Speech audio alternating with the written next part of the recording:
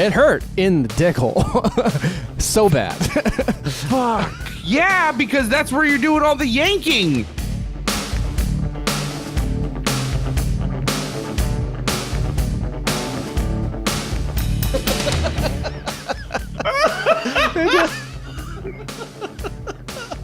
You had to help me out of there.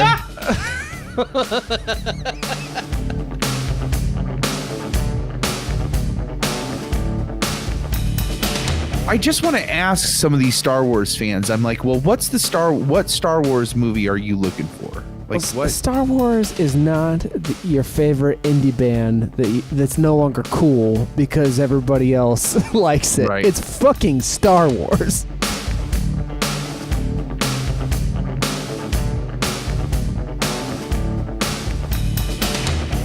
And if nothing else happened, as long as nobody reached in and ripped something out of my dick, I'm ahead.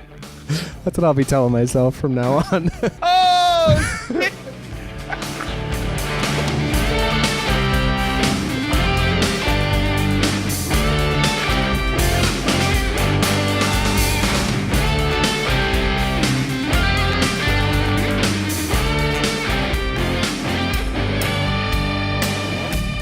All right, we are live. Welcome to Long Walk, Short Drink, episode 68. I am Palmer, podcasting to you from beautiful Dayton, Ohio.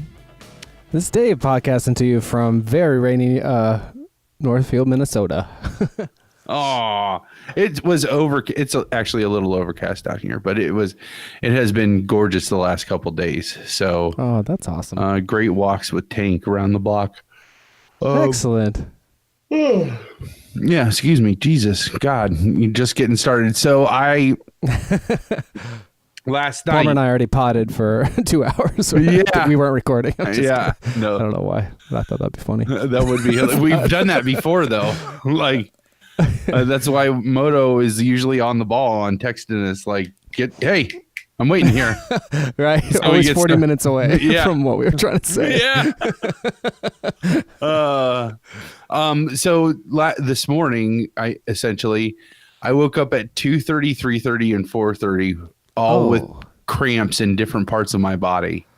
Oh my God. Yeah, it was awful. And at the 4:31, I was just like, fuck it.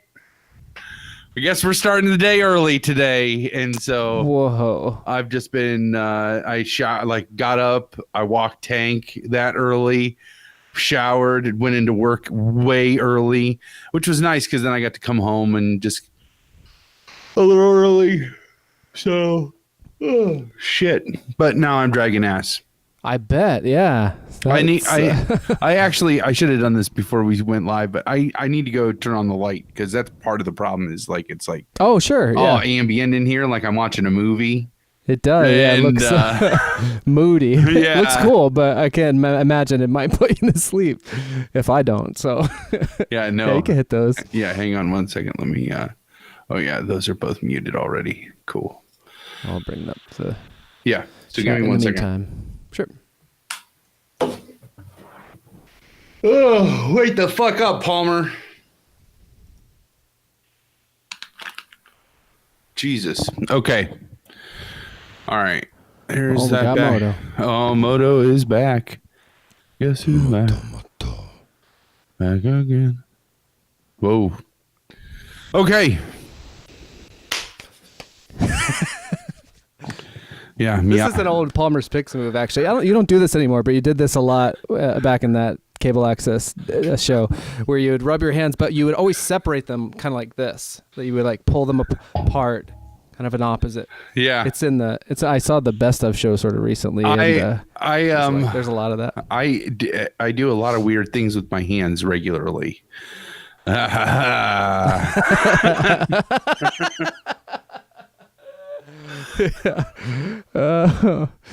So how you been, man? I've been so much better than the last few times. I feel better now physically and otherwise than I have in months, really. I actually even have something exciting to drink. Do you have something to open? Oh no, I okay just brought water, but I just that's fine. You can click it. Yeah, I'll do that. I had been teetotaling here for a while, at least on mic, but we were getting one of the tricks I mention often for controlling my intake of everything is just access to. So I try. Oh, go ahead. I want to do this right. Let me take Stash.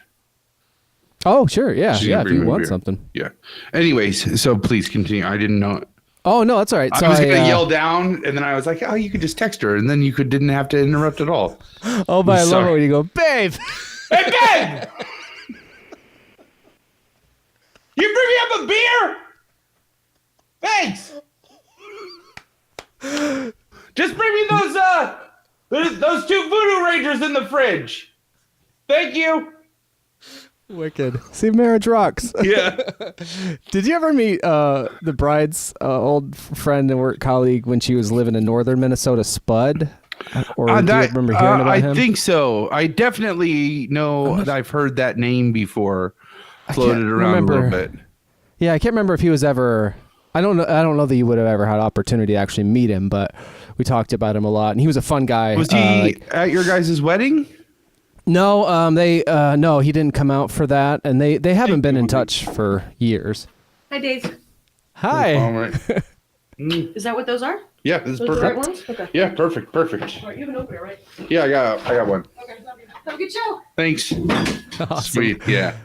All right, But we're good to go. Spud used to. I mean, to give viewers, listeners, an idea. Well, I can't really say where she worked, but it was. I mean, regardless of what the job was, it was actually like a cube farm, and his first day or his first week or something like that, there was something that happened where he put up some pictures like around his cubicle. I can't remember exactly what they were. I feel like Reservoir Dogs might have been a picture from Reservoir Dogs or something. And the bride was like, "Oh, you like this, and this? That's awesome." And then eventually, like, the story got back that because he relayed a story about talking to his wife about his first week, that because of his colleagues' reaction to some of these pop culture things that would be very much in line with the things we're fans of on the show, he's like, "Oh, it's gonna be okay, babe. Like, I think I'm gonna fit in here." But he was all worried about it, which in a lot of ways is not something you would think this guy would be insecure about. His social sort of circle or status, but it's actually pretty brazen to just be like, I'm going to put all these photos up of these things I like, and then if other people like them, they will comment on them. He reminds me a little bit of John Bernard from WCTV. Oh, days. really? A little bit, kind of. Yeah, that kind of like a certain guy of I don't know if he would have been our age now then. Probably a little older still, but like still into, like, he loved horror movies. Yeah. Probably loves still. And he used to say all these things that I remember, which is why I bring him up. But with the horror movies, he would always go like, "I own it." Talking about things like Human Centipede or whatever. But he, and he used to call me Tubby Little Bitch. TBL for short. TBL. Yeah. I was just like 25, 26 and just kind of starting to put on like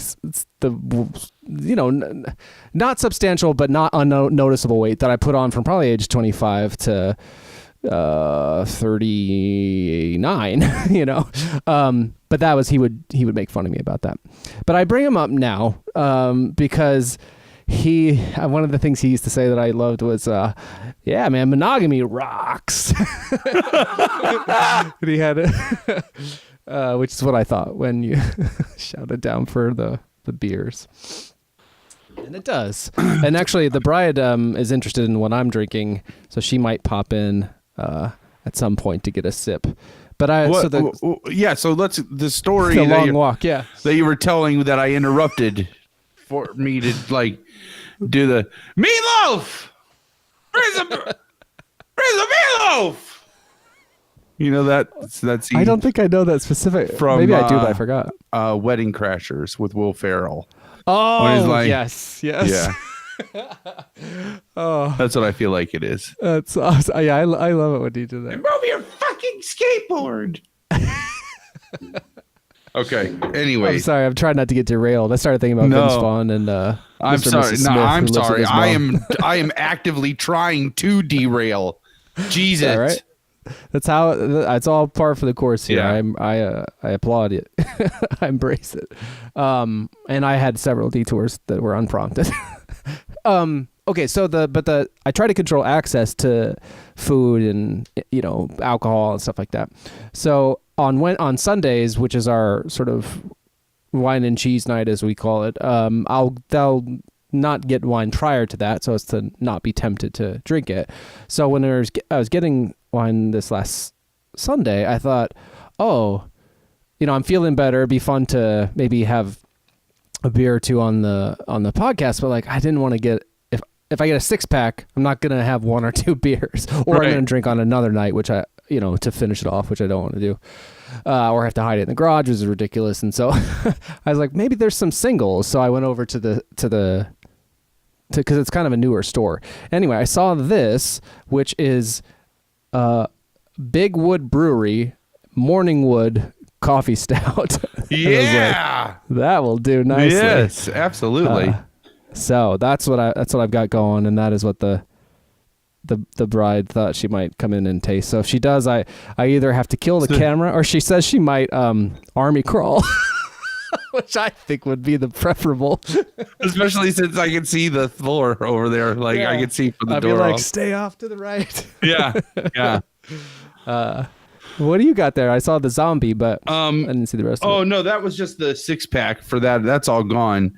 I'm just drinking. It's New Belgium's. I really love this. It's so good. It's Voodoo Ranger, but it's they have 3 different flavors of this, and all of them are good. The original Voodoo Ranger is delicious, and then they have Citrus Ranger, I think is what it's called, but that's has tangerine flavor in it. And this is the Imperial IPA. It's like 9%. It's really good though.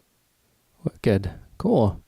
Let's do it. We haven't done this in as long as I can remember, but when you were holding it up so well, and since they're interesting cans, let me do old-fashioned screen grab, and I'll make that okay, so there you go. I'm going to leave all this in. So a little bit to your right so that I can see your face. Yeah, and now look into the camera. Wicked. Now can you do one of me? You want me to do a screenshot? Accordingly? I can't do it of my own self. Or wait, can I? Well, I can just can you get a frame? No, I can. Yeah, I can just put it up. Yeah. All right, hold on. I got my own self. That way you have the media right there. But I need to not talk. There. I'm going to click on you so that you stay on there.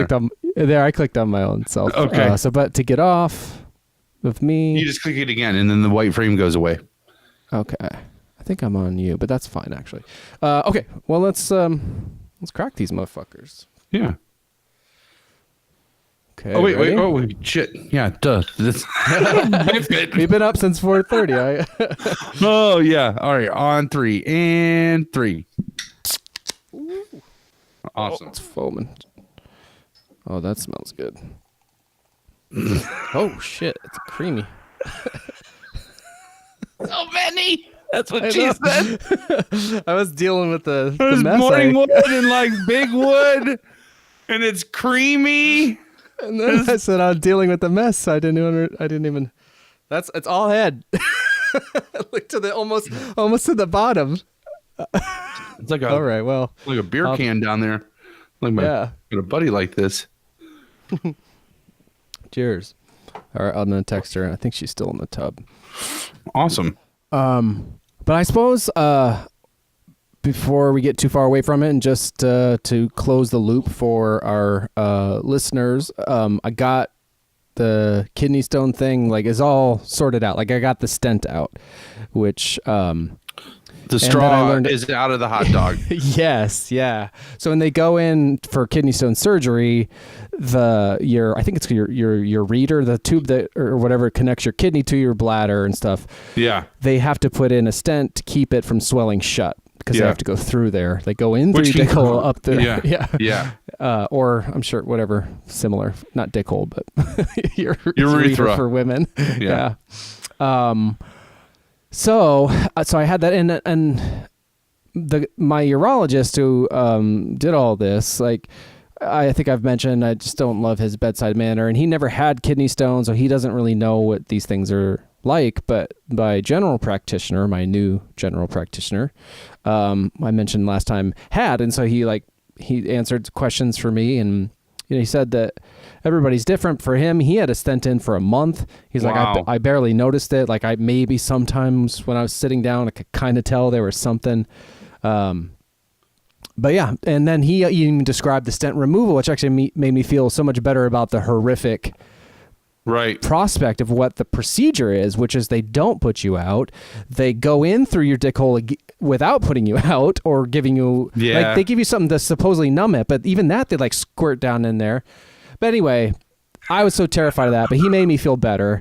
I'm sorry, I'm laughing. No, it's okay. It's because I would share it cry for fun. and scream if I didn't. Like it makes my pee tense up. Like, oh, I've been terrified of it. yeah, Or of anything going in there for that is an out hole. months. It's an out hole. Yeah, Like, it's an out. That is an out hole. Yeah, yeah. That's the yeah. I thought that so many times.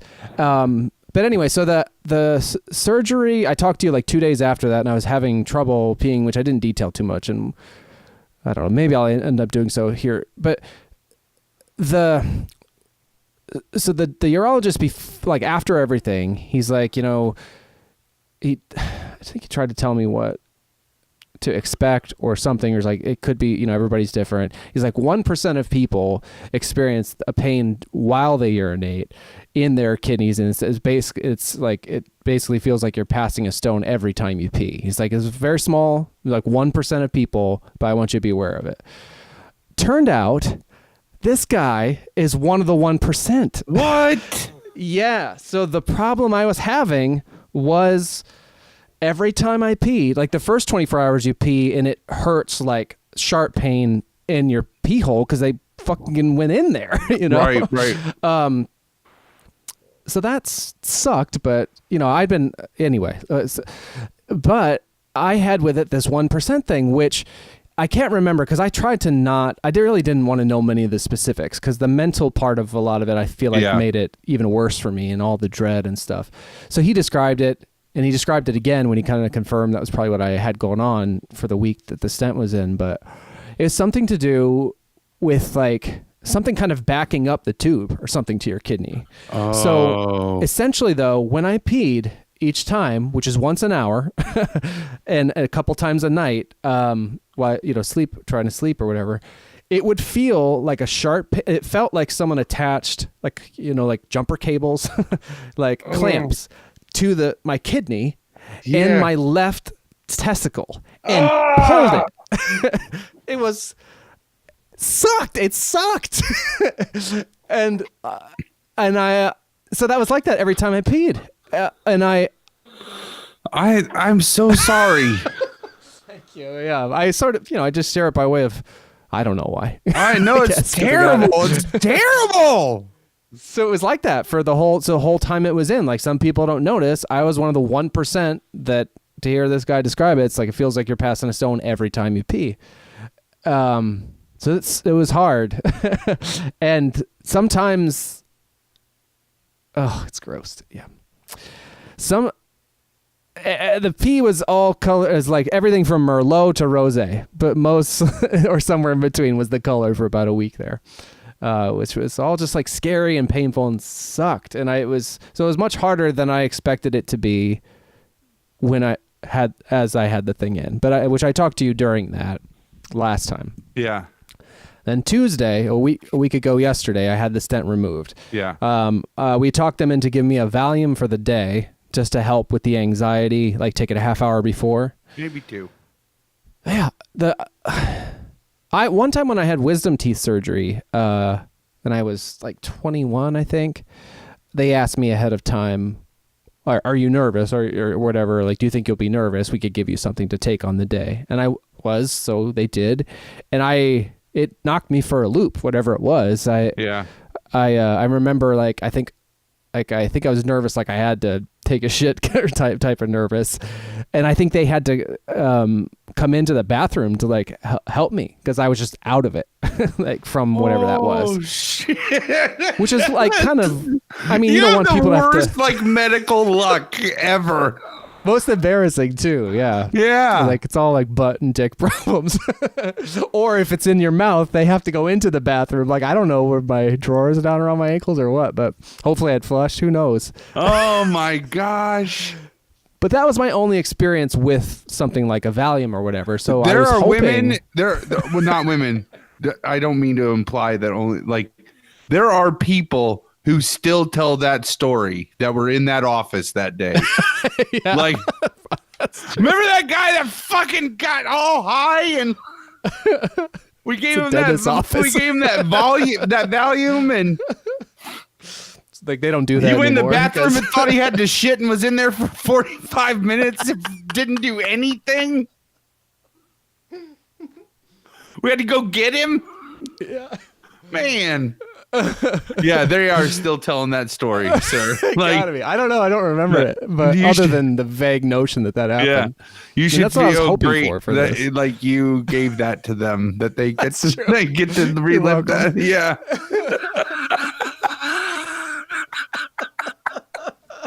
That's a good way to positively reframe. Yeah.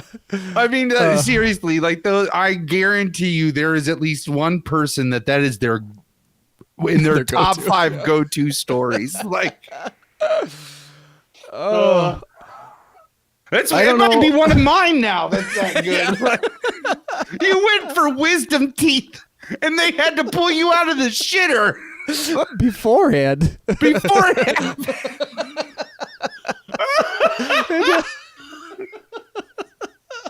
They had to help me out of there. Like, did you get lost? Like, No, I think I was just so wonky that I couldn't. I don't know if I didn't know what I was doing oh or my what. but- gosh. That. I'm sorry. This just totally overshadows all the straw and hot dog story. Like all Oh, of it. get ready. Well, maybe not actually, because that part's not fun. But I was hoping for something similar. I'd love to not know what's going on. Yeah. I was like careful about consulting with the bride. Like, when do I take this? I might Because have that to could shit. happen. If Yeah, I might have to do, shit. you have might to come get- rescue me. Oh, shit. All I can see is some dental hygienist who's like, I don't do this. Like this, I clean teeth. I shouldn't be looking at. No, I don't even want to. Dude's got floaters in there. Yes, that's the word. His goddamn No more pants are around Valiums. his ankles. He is absolutely no help. No, I had my ex-wife was there at the time. Oh man. So I think perhaps she was the only one to have to see it. I don't know. I don't remember. And that's what I was hoping from this experience. Yeah. But Okay. I'm sorry. no, gonna- that was, good evening, bro, bad. You missed the first part of my up, bro, man? humiliation. That one going back to almost 20 years. This one was a little less than a little over a week ago.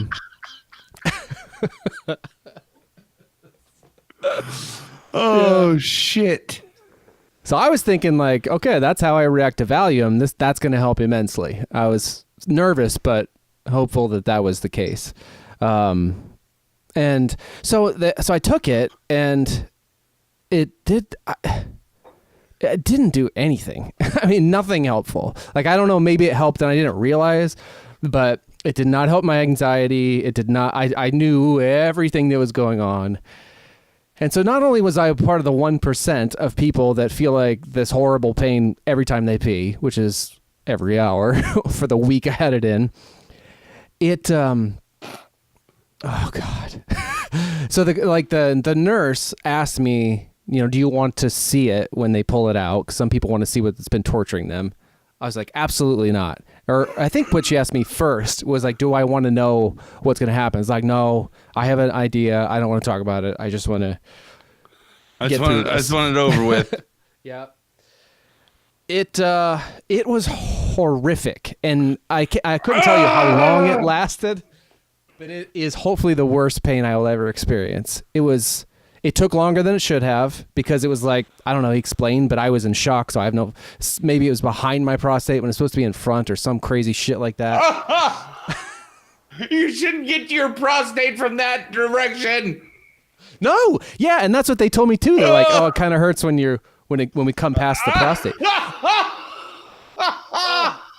My God. I'm so sorry. Thank you. But oh my God. Anyway, so what was the other thing? Oh, but my general practitioner put me so much at ease. Like I'm like, what is? I can't remember if I told you this, so sorry if it's repeating. But before this, when I asked the practitioner, like, look, I'm nervous as fuck about this stent removal. Yeah. And he described like having the stent in. He's like, I barely noticed. He's like, it's really not that bad. It only is like, it hurt. Like there's a little pain for like a couple of seconds, but he's like, it more feels weird than anything. And I was like, really? Oh, thank God. But I was like, but I hate needles too. So like, how does it compare with it, having your blood drawn or something? He's like, oh, it's nothing like that. Like that's a sharp pain. This is just kind of feels weird. So all of this made me feel better. What a fucking liar. I don't doubt that it was like that for him. It was not like that for me. Yes, Virginia, there is a Santa Claus. Yeah. It was horrible. Like it's what I described. Like they go in through your dick hole and they pull out something that's connected to your kidney. And they don't disconnect it before they pull it out. Like it like just really it's like having the vacuum at the top of the stairs and it's plugged in downstairs and you just keep yanking until it finally comes up. It didn't hurt like up on my kidney. It hurt in the dick hole. So bad. Fuck. Yeah, because that's where you're doing all the yanking. And it's an out hole. It is an out hole. Yeah. It is an out hole on it is an out hole on everybody. Yes. So it was awful. And I did not actually scream, but it was more like that kind of George. Well, it's not. It was. I think it was the George Costanza voice we used to do a lot at the cabin, where we'd be fake yelling, but not really yelling, like, like that kind of. Basically, that loud. It's what I go for a lot, but I'm actually yelling though when I do it. George is getting upset, but I was just like Jesus Christ, fuck. I know I was saying why at a certain point. And the nurse, God bless her, like, and she was really helpful on the phone a couple times. Whereas his bedside manner left. It got better after this because I think he felt bad. I don't think it was anything his fault. I don't think it's just whatever, but fuck that guy. You can say awful. Fuck that guy. He ripped something out of your dick. It doesn't matter if he gives you $1 million. He still ripped something out of your dick. Fuck that guy. Yeah, maybe. I don't know. I have mixed feelings about like the medical professionals, just like anything. And when I had all my problems with like my butt and prostate or whatever, it turned out all to be like connected to like this internal external hemorrhoid situation. But it took over a year to sort out and heal, and probably 2 years from like figuring it all out and going through all the shit to it actually feeling normal. Had a year normal, and then all this happened. Anyway, so it was horrendous. But so the nurse was like telling me during, she's like, wiggle your toes. So tell me ahead of time, wiggle your toes, that helps. And she talked to me like through it. Just like anything, like you get, people are people at the end of the day, and sometimes people are dicks, and sometimes they're not. And medicine is tricky and they call it practicing for a reason. Right. Like there's only so many things you know. And anyway, so I always try to remember that. And I often will try to say to people, thank you for helping me, because that's what they're doing. Right. But it was awful. And they told me too, like, oh, you did so good. I was like, I don't think I did. I did all but like scream mommy, but then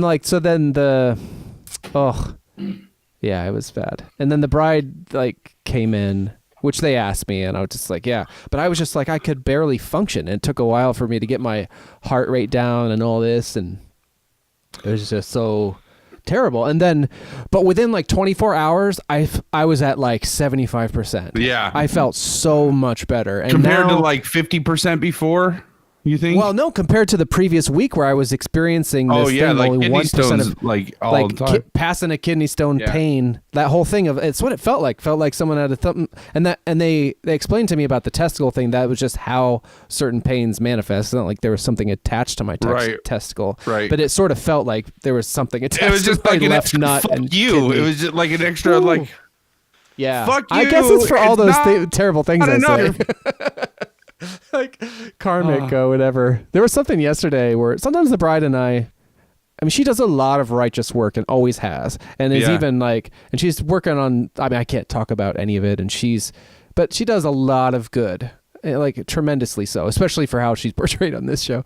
But she does have that side, which I love, like that horrible kind of like sounds horrible, but you can kind of earn that stuff. Yeah. But she's real big on like, we have to be careful about our karma. And she had some thought yesterday. We're walking and she's like, oh, I want to tell you this thing that occurred to me so bad. I'm like, come on. And then we talk really good talk for 35 minutes. And we're walking and we kind of got through it all. And she's tired of talking about all these serious things. I was like, I think you really earned to be able to tell me that thing that you didn't think you should say. Like, I think the karmic balance is there. Yeah. She wouldn't do it.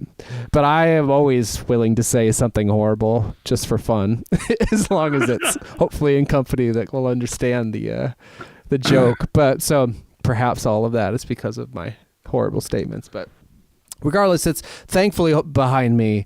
I said, if ever, like the next step is, I think they're looking at the stones, but I think so I don't know, maybe I'll learn something from that. But then the next step is the urine analysis, 24-hour thing where I pee in the jug, and then they try to figure out if there's something dietarily or that I should change that would help, or even a medication, something chemically that might predispose me to calcifying future stones.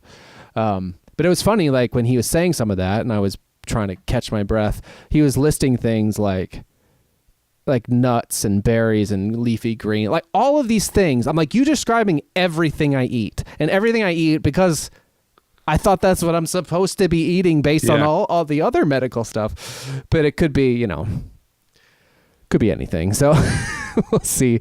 But I told the bride, I was like, if ever something like this has to happen again, like I'll take out a second job if the insurance doesn't cover it. Like I can't be conscious for that procedure. Yeah. And she came in afterwards and she's like, I will never let that happen. Because it was anyway. But so that's hopefully the end to this saga.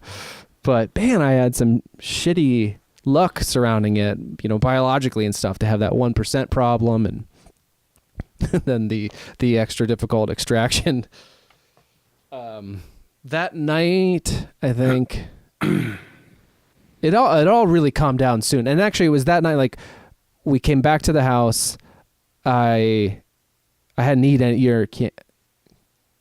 I don't know if you can't eat anything or if I didn't, but I got like Culver's. I don't know if you know what Culver's is. They have Culver's custard. Yeah, and like butter burgers. Yeah. I haven't had one in years, but I'm like, I want a double butter burger.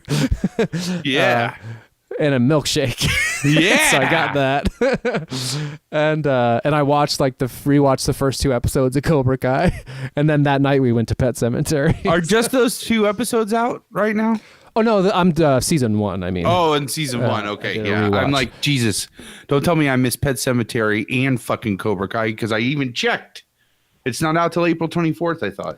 That's right. Yeah, maybe we can strategize our long walk, short drink approach to that later. But so that was all like a bunch of bad stuff for me. But I'm so much better. I haven't cried in the garage yet because there's been kind of remnants of pain don't I was do that. Worried about. But I think I will this weekend. I'm up to like 15 pull-ups already. Awesome. So I think I'm good. So how have you been, sir? Well, I'm like the total other end of the spectrum. Nothing. No dick pain. Nothing has been ripped out of my dick. Nobody's reached into my dick hole. So, I mean, if nothing else happened, as long as nobody reached in and ripped something out of my dick, I'm ahead. So that's what I'll be telling myself from now on. Yeah.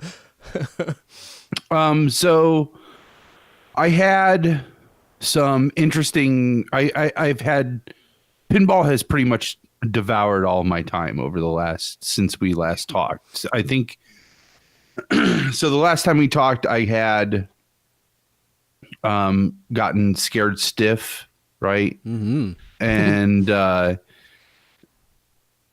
at the time of that recording, everything was going pretty well with the table. I ended up having a big setback with it, where one of the boards had some work done to it that was not very good.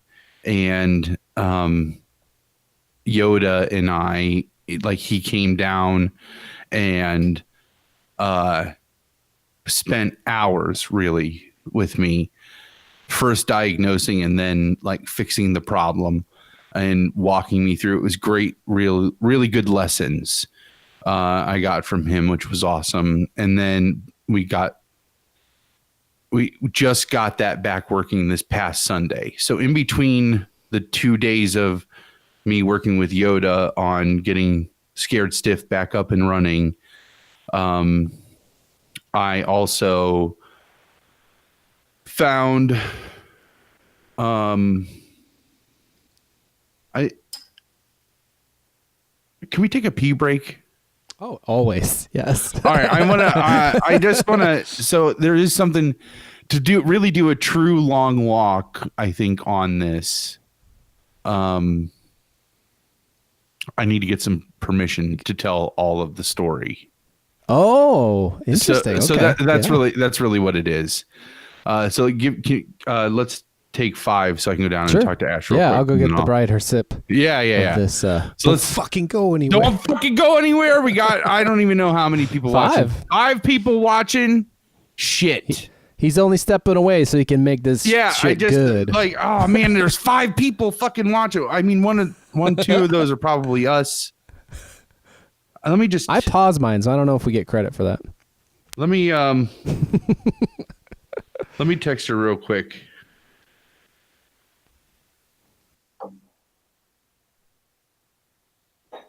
I have permission to tell the whole long walk. Okay, Yeah. excellent. That's a kind of an exciting tease, and we still have 5. And we still have 5, yeah. 5 alive. We got Moto, we got Broadman. Who else we got watching? Oh, you're down to 4. Oh shit! Oh my goodness! Holy Jesus! That is outrageous. Oh goodness! Wow, that's a great one. Watching Suds live. is in the house. Suds is in the house. That's what we call you on this thing to protect your anonymity. Virtue. Deniability. Luckily, the chat doesn't end up on the recording, so you're good. Yeah.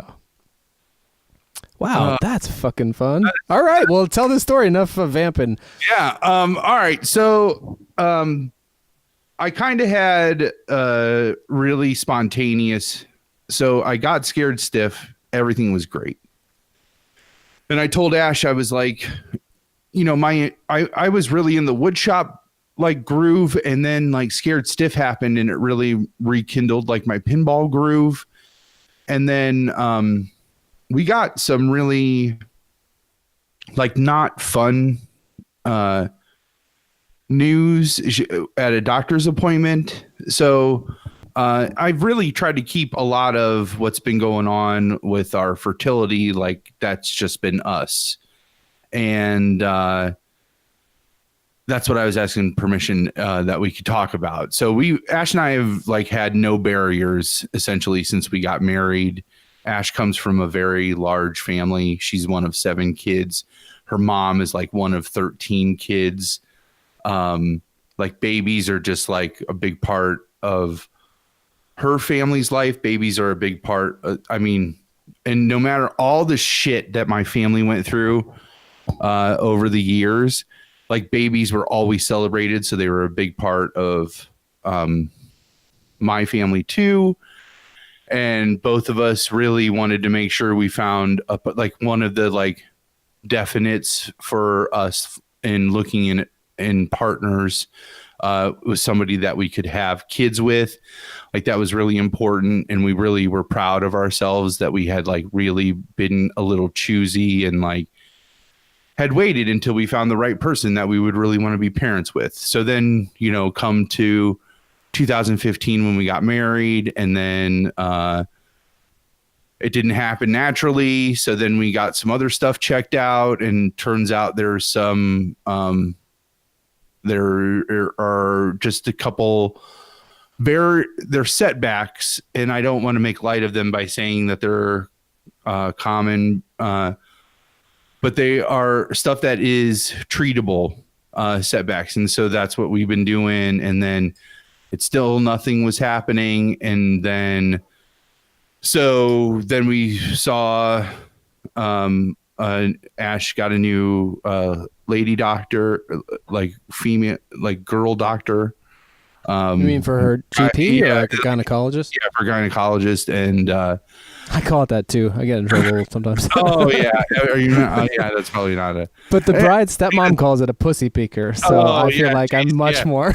Yeah. So that doctor was like, we went and saw him and was just like, here's what we've been doing, and nothing has happened. And he's just like, okay, here's Clomid. Let's try Clomid for a little bit. If that doesn't happen, then we got to make sure we get a sperm count in there, and then if everything checks out and Clomid still isn't working, then we'll go from there. So that's all. Did you not see episode 20 where we showed your scientific experiment? Yeah, I know. I know. And I didn't want to bring. Sorry, I don't mean to make light of it. I didn't feel like that was an appropriate time to bring it up. To introduce you. I was like, Amazon sells a $5.99 microscope that has a strong enough magnification that you can see male sperm cell, human male sperm cells with that plastic microscope. I have a podcast. It's a short video. It's the shortest video on our YouTube channel. Maybe you should subscribe because we're trying to hit our 100 mark. So, anyway, can I just see your phone? Just take a second.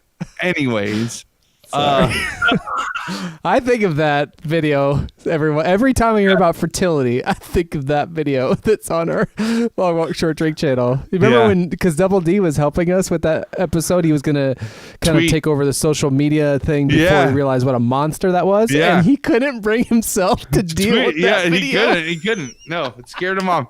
He had that job for I think 36 hours. I think it was the video that did him in. Yeah. He's just gagging and. Yeah. Anyways. Okay. Sorry. Anyways. I'm sorry to make light of it. But I have been wondering. Trust me, I figured. That's the whole point of me wanting to make sure I could talk about it, is because I need to make light of it. And because shit's just like life just works itself out. So, I mean, you can't control it. You just got to ride the wave. And so, that's all the fertility stuff. Side note for anybody that doesn't know, Ash also in 2007 was diagnosed with a brain tumor. I did not know that. Yeah. Wow. Holy shit. That is still in her brain. It's called an astrocytoma, and there's no rhyme or reason on what caused it or why it happened. But essentially she went to the eye doctor while she was in college. The eye doctor looked in her eyes, and he sat back, and then he looked again, she said, and he looked in her eyes and said, whatever you got going on tonight, you need to cancel it, and you need to leave straight from here and go right to the emergency room. And she's like, that's just silly. Like, it's Grey's Anatomy night. I have to study. I have exams to study for. He's like, you're not doing anything tonight. He said, if you can't promise me that you're going to go right to the emergency room, I'm going to call an ambulance for you right now, because what I see going on, you're either about to have a stroke or you have a really sizable brain tumor. And so she went to the emergency room. They did a CAT scan, had a brain tumor. It was clogging a port in her brain that allowed fluid to drain naturally down her spinal fluid. She had a bunch of neck pain and stuff, a bunch of like symptoms. Anyways, totally benign tumor, not growing, not spreading. Astrocytomas don't spread beyond the brain. So that's an upside to them. A downside is that they're unpredictable. Like, there's nothing that they know that they can trace back that this definitely caused it to start, or this is what could cause it to start growing again. It could just start at any point. Like she could go another 20 years with it. She has from 2007 to now just about annual CAT scans. And when they're all stacked on top of each other, the tumor is exactly the same. No growth, no change over that whole time. Right. God. And so we had to last year or a year and a half ago, her regular neurologist was closing his practice in Dayton and referred her to another neurologist, which we just had that meeting with. And when we first started dating and we knew stuff was going to be serious, she invited me to her previous neurologist for her annual meeting thing and said, man, this is a long walk for a short drink. She's like, I want you to come because I think that things are going to be serious between us. And I would rather you know everything that you want to know about it directly from my neurologist because I'm not good at explaining it.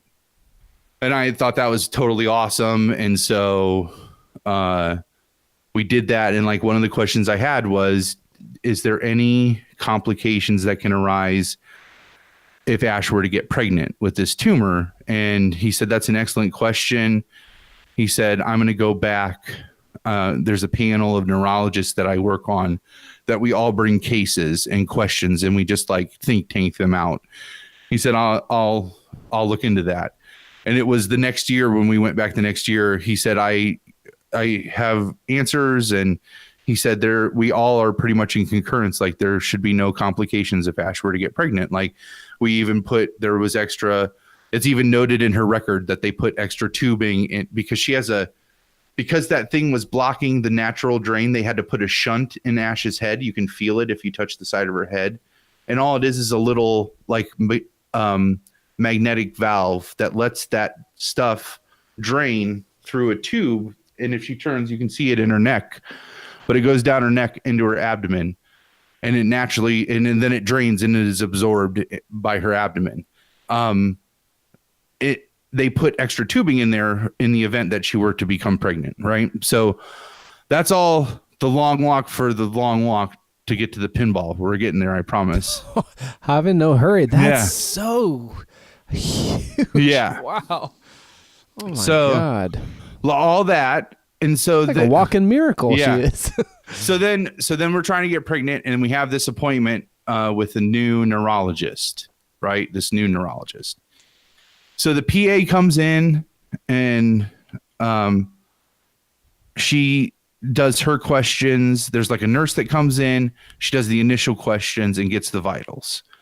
One of the things she's like, are you pregnant? Are you trying to get pregnant? And now she's like, oh, we're trying to get pregnant. She's like, okay. She just makes that note. Right.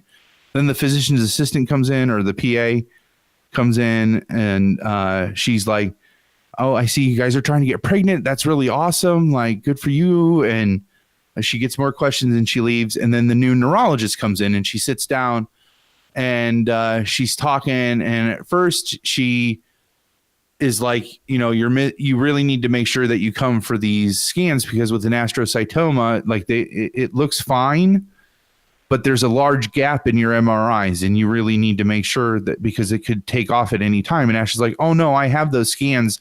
I thought they transferred over. I can bring you the disc. She's like, oh, okay, that's great. She said, the other thing I need to talk to you about is she said, you guys are trying to get pregnant. And she instantly like treated us like we were being irresponsible. And she's just like, astrocytomas are unpredictable and they can be stimulated by any kind of growth hormones. And so when you're pregnant, you get progesterone, which is a human growth hormone that cycles like women who are pregnant, that hormone peaks and then it ramps up even after the baby is born. And all of that, it cycles through the entire woman's body and all of that can cause your tumor to start growing again. And we were just like, what? And she's like, yeah, if you get pregnant, we have to make sure that we do regular MRIs to make sure that there's no change in your tumor throughout your entire pregnancy. And so we were like, well, the last neurologist, and she's like, well, I'm telling you that there's a like, and so she leaves, and then the PA comes in to do the like everything for the next appointment. And she's like, and maybe the next appointment, like you guys will be pregnant. And so like we leave and we don't say anything about it. Like, I think we're both just kind of like, what the fuck? And don't say anything about it until like, it's like 24 hours later. And we're finally like, this sucks. Like, I can't like, because the risk is essentially like if she were to get pregnant, and we've looked at we're trying to get second opinions on everything, so it's not like all hope is lost.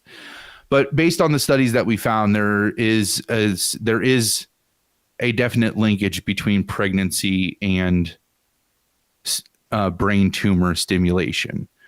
And so then if that happens and there's potential like that, then you could lose a baby and or Ash. And so it's just really not worth it then, was kind of like the consensus that we're at right now. It's not worth the risk if that's the actual case. Wow. So, man, it's huge downer. Not trying to make it a downer. No, I'm glad you told me. I wonder about that every so often. Even the bride will ask because, it was a topic of conversation even on the show for a while. But that's the kind of thing, Yeah. if it's not being talked about, you don't want to pry. But that's all so much more complicated and serious than I could have ever conceived. Yeah. And so all that just led to this like really like deep, like really big conversations that I really have problems with. And so I just had that all leads to the pinball adventure that we had this past weekend where, I had some money in an account that was just kind of sitting there and kind of smoldering. And I mean, it's never a bad thing to have money. Don't get me wrong. And I saw a really good opportunity and I used that money for it, which it was a slight impulse, but totally worth it. But kind of this like, that was all kind of like stimulated by this like heavy news that we got maybe. But yeah, I saw there was a guy in Michigan that had a couple he's a distributor. So he had brand new pins with warranties. They were floor models. And I knew what Remind me again what that is. Floor model. Does that mean they've been played less? They just like, they are not, I don't get to take them out of the box. You can actually buy a pinball. When you buy a pinball machine brand new, it will actually show up in a big box and strapped to a pallet, and you get to take assembled? No. Yeah, it's all in there. You don't have to put it together. Like you have to put the legs on and stuff on it, but it's all folded. It's just up. like, it's all like folded up and like, how like you see in my pictures, like in the car or how I have them in the van. Yeah, I have to look more closely, but like the back box is folded down and they're strapped together, and like then all of that is like strapped onto a pallet, and then there's a box that has all the loose components like the legs and the leg bolts and all that stuff. That's all strapped onto it, and then there's a big cardboard box that's lowered down on top of it, and then that's strapped onto the pallet. So like it's this huge thing that refrigerator. Yeah, essentially, yeah. Yeah. So the floor models the distributor buys them for their shop for customers to decide if they want to buy that particular pinball machine or not, just like a car, right? Like oh yes. Okay. You have like, sometimes dealers will have a test drive model, or the rentals will be rental models that they want you to rent that one because to fall in love with it. So you'll come back and buy one. Right. Mm-hmm. That's why if you get a rental car from a car dealer, it's usually decked out with options because they want you to fall in love with that car. Oh, yes. Now I'm starting to remember. So they do have, they're a little decked out, right? Yeah, they have options and all this stuff. They're nice. And so, Right. So they're kind of more desirable, I guess is what I'm getting yeah, at. a little bit. Yeah, the one's a limited edition and the other one has a couple options that you would have to pay money, like pay extra money for.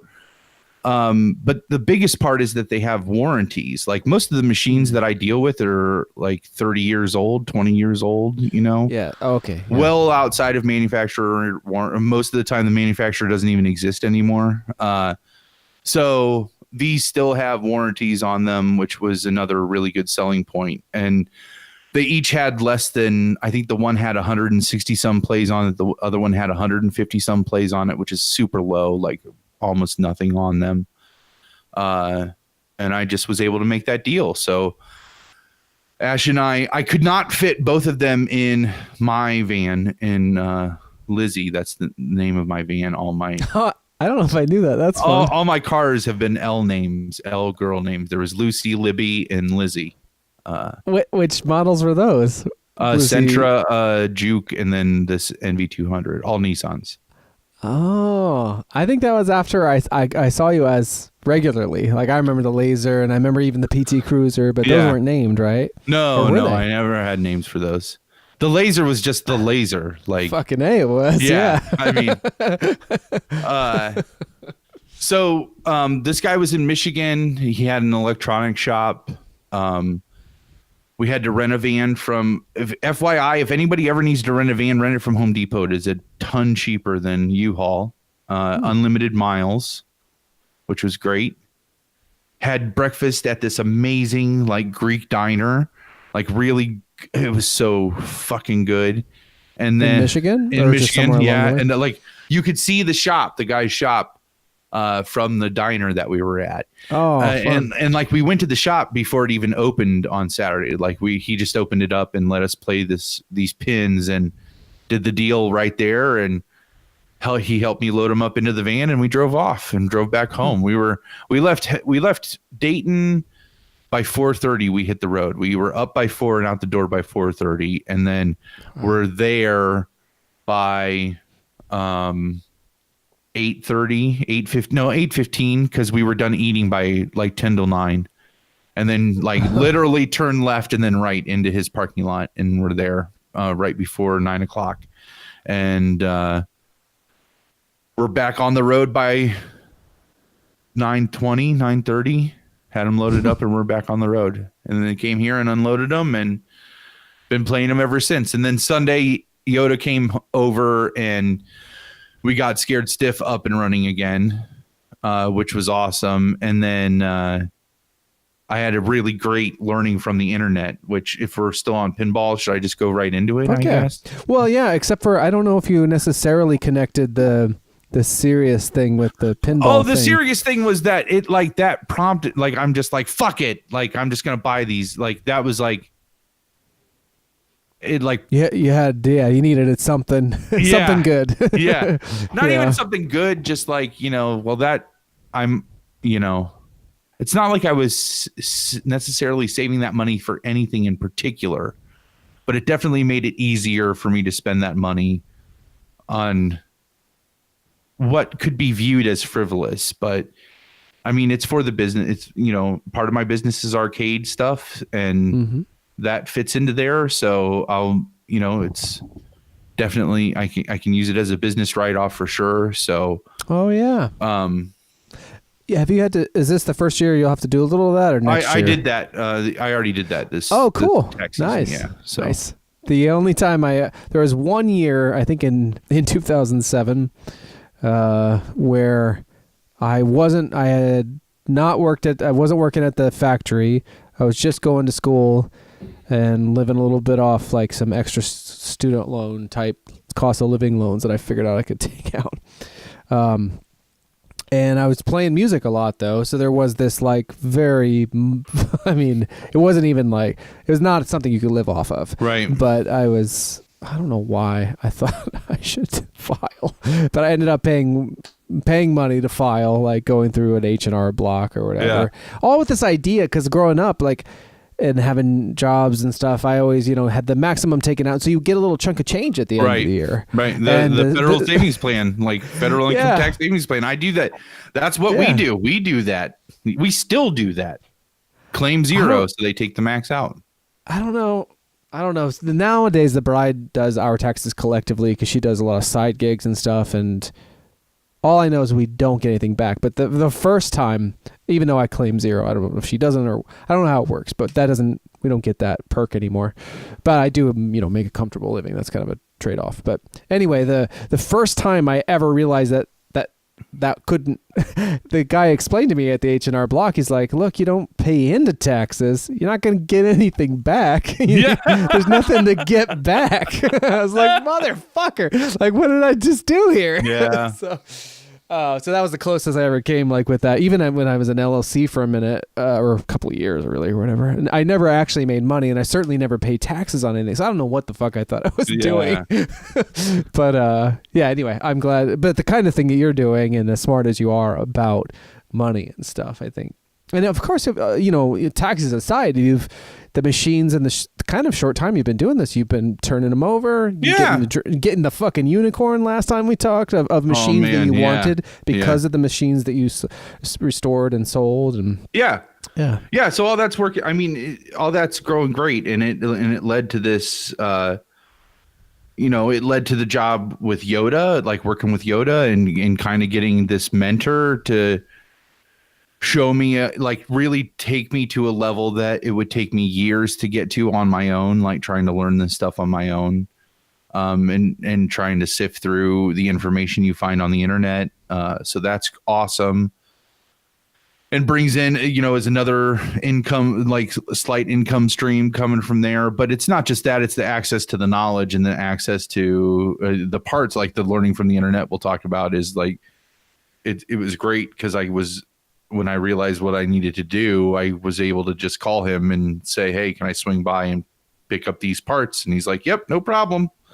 Yeah. And I went over there at 8:00 at night, and he gave me all the parts that I needed, and I left, and I spent the next 2 hours soldering everything together, and it worked. So. Oh, wow. Well, and there's no substitute or for like a mentor, like the whole human part of that. I don't think I've ever really, I guess I've never had one. But I often think that would be nice. So that part's pretty cool. I mean, you're a real autodidact. Is that the right, where you teach yourself things? Oh yeah. You're great at that, but I can imagine there must be an awfully nice human component to having this, like, real life person involved. And it is leaps and bounds, like, so much better than a YouTube or online tutorial, which I swear by those things. I mean, there are times I would much rather just have those resources and then muddle through it on my own. I feel like I do learn it better, and it really lets me.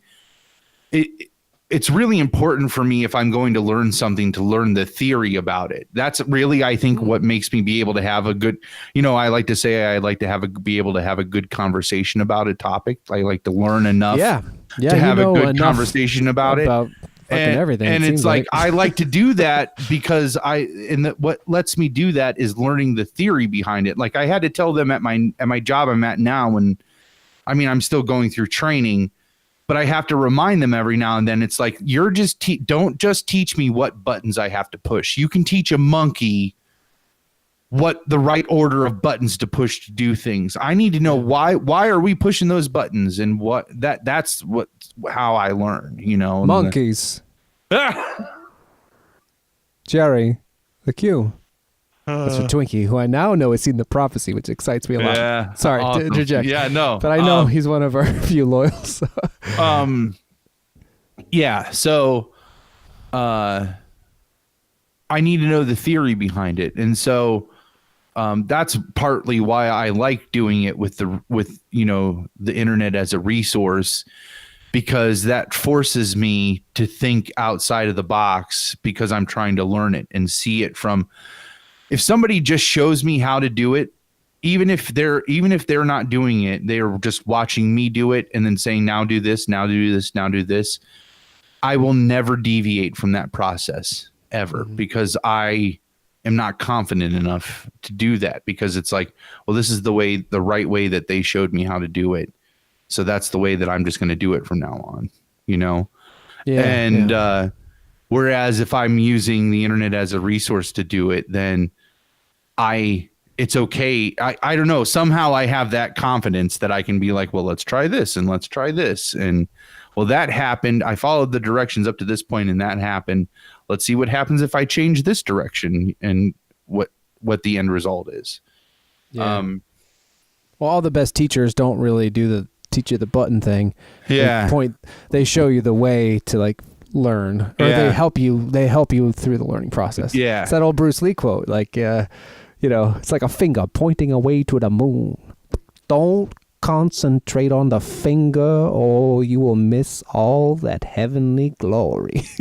Which is basically to say, don't fucking look at my finger. Look where I'm telling you to look. Like, look at the thing you need to learn about, not how I'm trying to direct you to learn about it. Sorry. I pretty much learned everything through the Matrix of Bruce Lee. So that's awesome. That's still learning from the internet, right? Yeah, if I were going to learn about Bruce Lee, or if I were going to learn about pinball, I'd have to find a way to do it through the dragon. Anyway.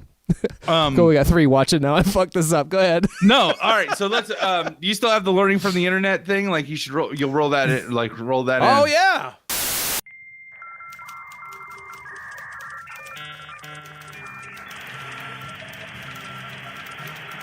Learning from the internet. Ever wish you knew how to do something? Bored with your current station in life and want to change directions? Ever wonder how the hell to learn a new hobby? Then get off your ass and grab that supercomputer out of your pocket. The internet is filled with people just living for views and clicks. They want to trade their knowledge for exposure. So, Palmer's on a mission to prove that with access to YouTube and Google, you can learn how to do anything. So join him as he learns from the internet.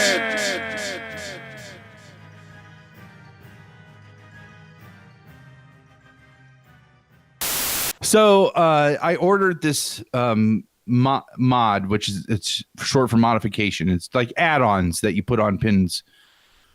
And there's a whole sub-community in the pinball community of people that make mods and sell them. And Scared Stiff is a table that has a few really crucial modifications, because all pinball machines go through a development process.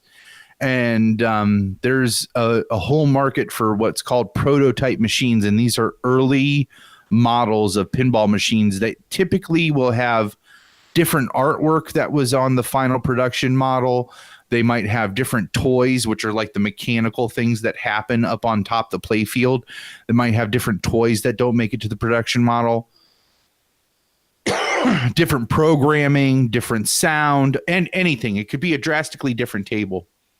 And Scared Stiff had a handful of them that were these additions that were removed at the last second to save cost. But the table is still programmed to run a lot of these. And so those were the first mods that I really wanted to focus on putting on Scared Stiff. And I have just about all of them on the table now, which are all things that help increase that value for it.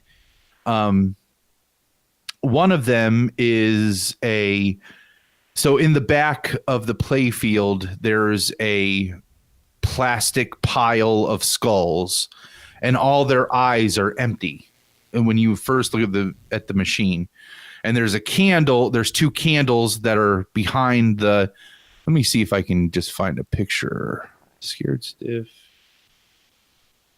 Oh yeah, and for anyone, every podcast, someone's first podcast. We mentioned quickly earlier this unicorn machine, which is actually a reference to last episode, where this Scared Stiff was like the pinball machine that Palmer's most interested to get someday, and he has it, and he's fixing it up and modifying it. I was finally able to get I traded my Ghostbusters machine for it. Oh, it keeps opening this. I want to just get the image here. Okay, so what are we looking at? If you look right, this is all the thing that I modified, but this is what it looks like inside the table. I can't blow this up. Or up here is a really good one too. Let me look here. There we go. Okay. Deadheads. So you see, this is what it looks like in the back of the play field. It's just this like rubberized plastic, and all the eyes of the skeletons or the skulls here are empty, and the flames for these candles that are behind them are empty as well. And so one of the popular modifications for Scared Stiff is they sell flickering LED lights that you can glue into these empty spaces for the candles. So that way when the machine's on, it looks like the candles are flickering. And then another mod that they sell is that, actually the game is actually coded to do this, and the wire harnesses are still in the game. That's how it was pulled out at the last second of production. But there's a mod where you can put LEDs in each one of these eyes, and then as you complete the objectives of the table, the eyes will light up for each objective that you complete. So it's just a nice little, it really enhances the gameplay of and brings this thing that kind of just sits there. I mean, it's dead plastic in the back of the thing that really doesn't serve a purpose at all without these modifications made. And so I ordered off of eBay pre-made these mods pre-made. Over here is the tutorial. This is before I knew this tutorial existed. So I ordered them pre-made, and then when they showed up, I installed it, and it didn't work, and it really pissed me off because I spent money on it, and then it came from England, and so the post office wouldn't deliver it without a signature. And of course, they only ever tried to deliver while you're at fucking work. So how the hell can I leave my sign for the fucking package if I'm at work? Anyways, and then I get it, and I finally get Scared Stiff working again. And then go to put this mod in, and then the mod doesn't work right. It's just like one thing after the other, right? And I get so frustrated that I do a search, and I find this. I find this collection where it just says upgrading your Bally 1996 Scared Stiff Pinball. And the first thing is an LED skull pile upgrade. And it goes through, and I mean, I'm not going to go through the whole thing, but it gives you a list of the parts that you need. It shows you how to take it apart. It shows you and then it just walks you through making this thing. And where you put the LEDs at and which colors to use and everything. So super detailed. With pictures. I mean, it's really, and it's better than any manual, and it's written very well in a way that's totally approachable. And so I called Yoda up. I said, I need these parts because I could recycle a lot of the parts from the mod that I paid for. Right.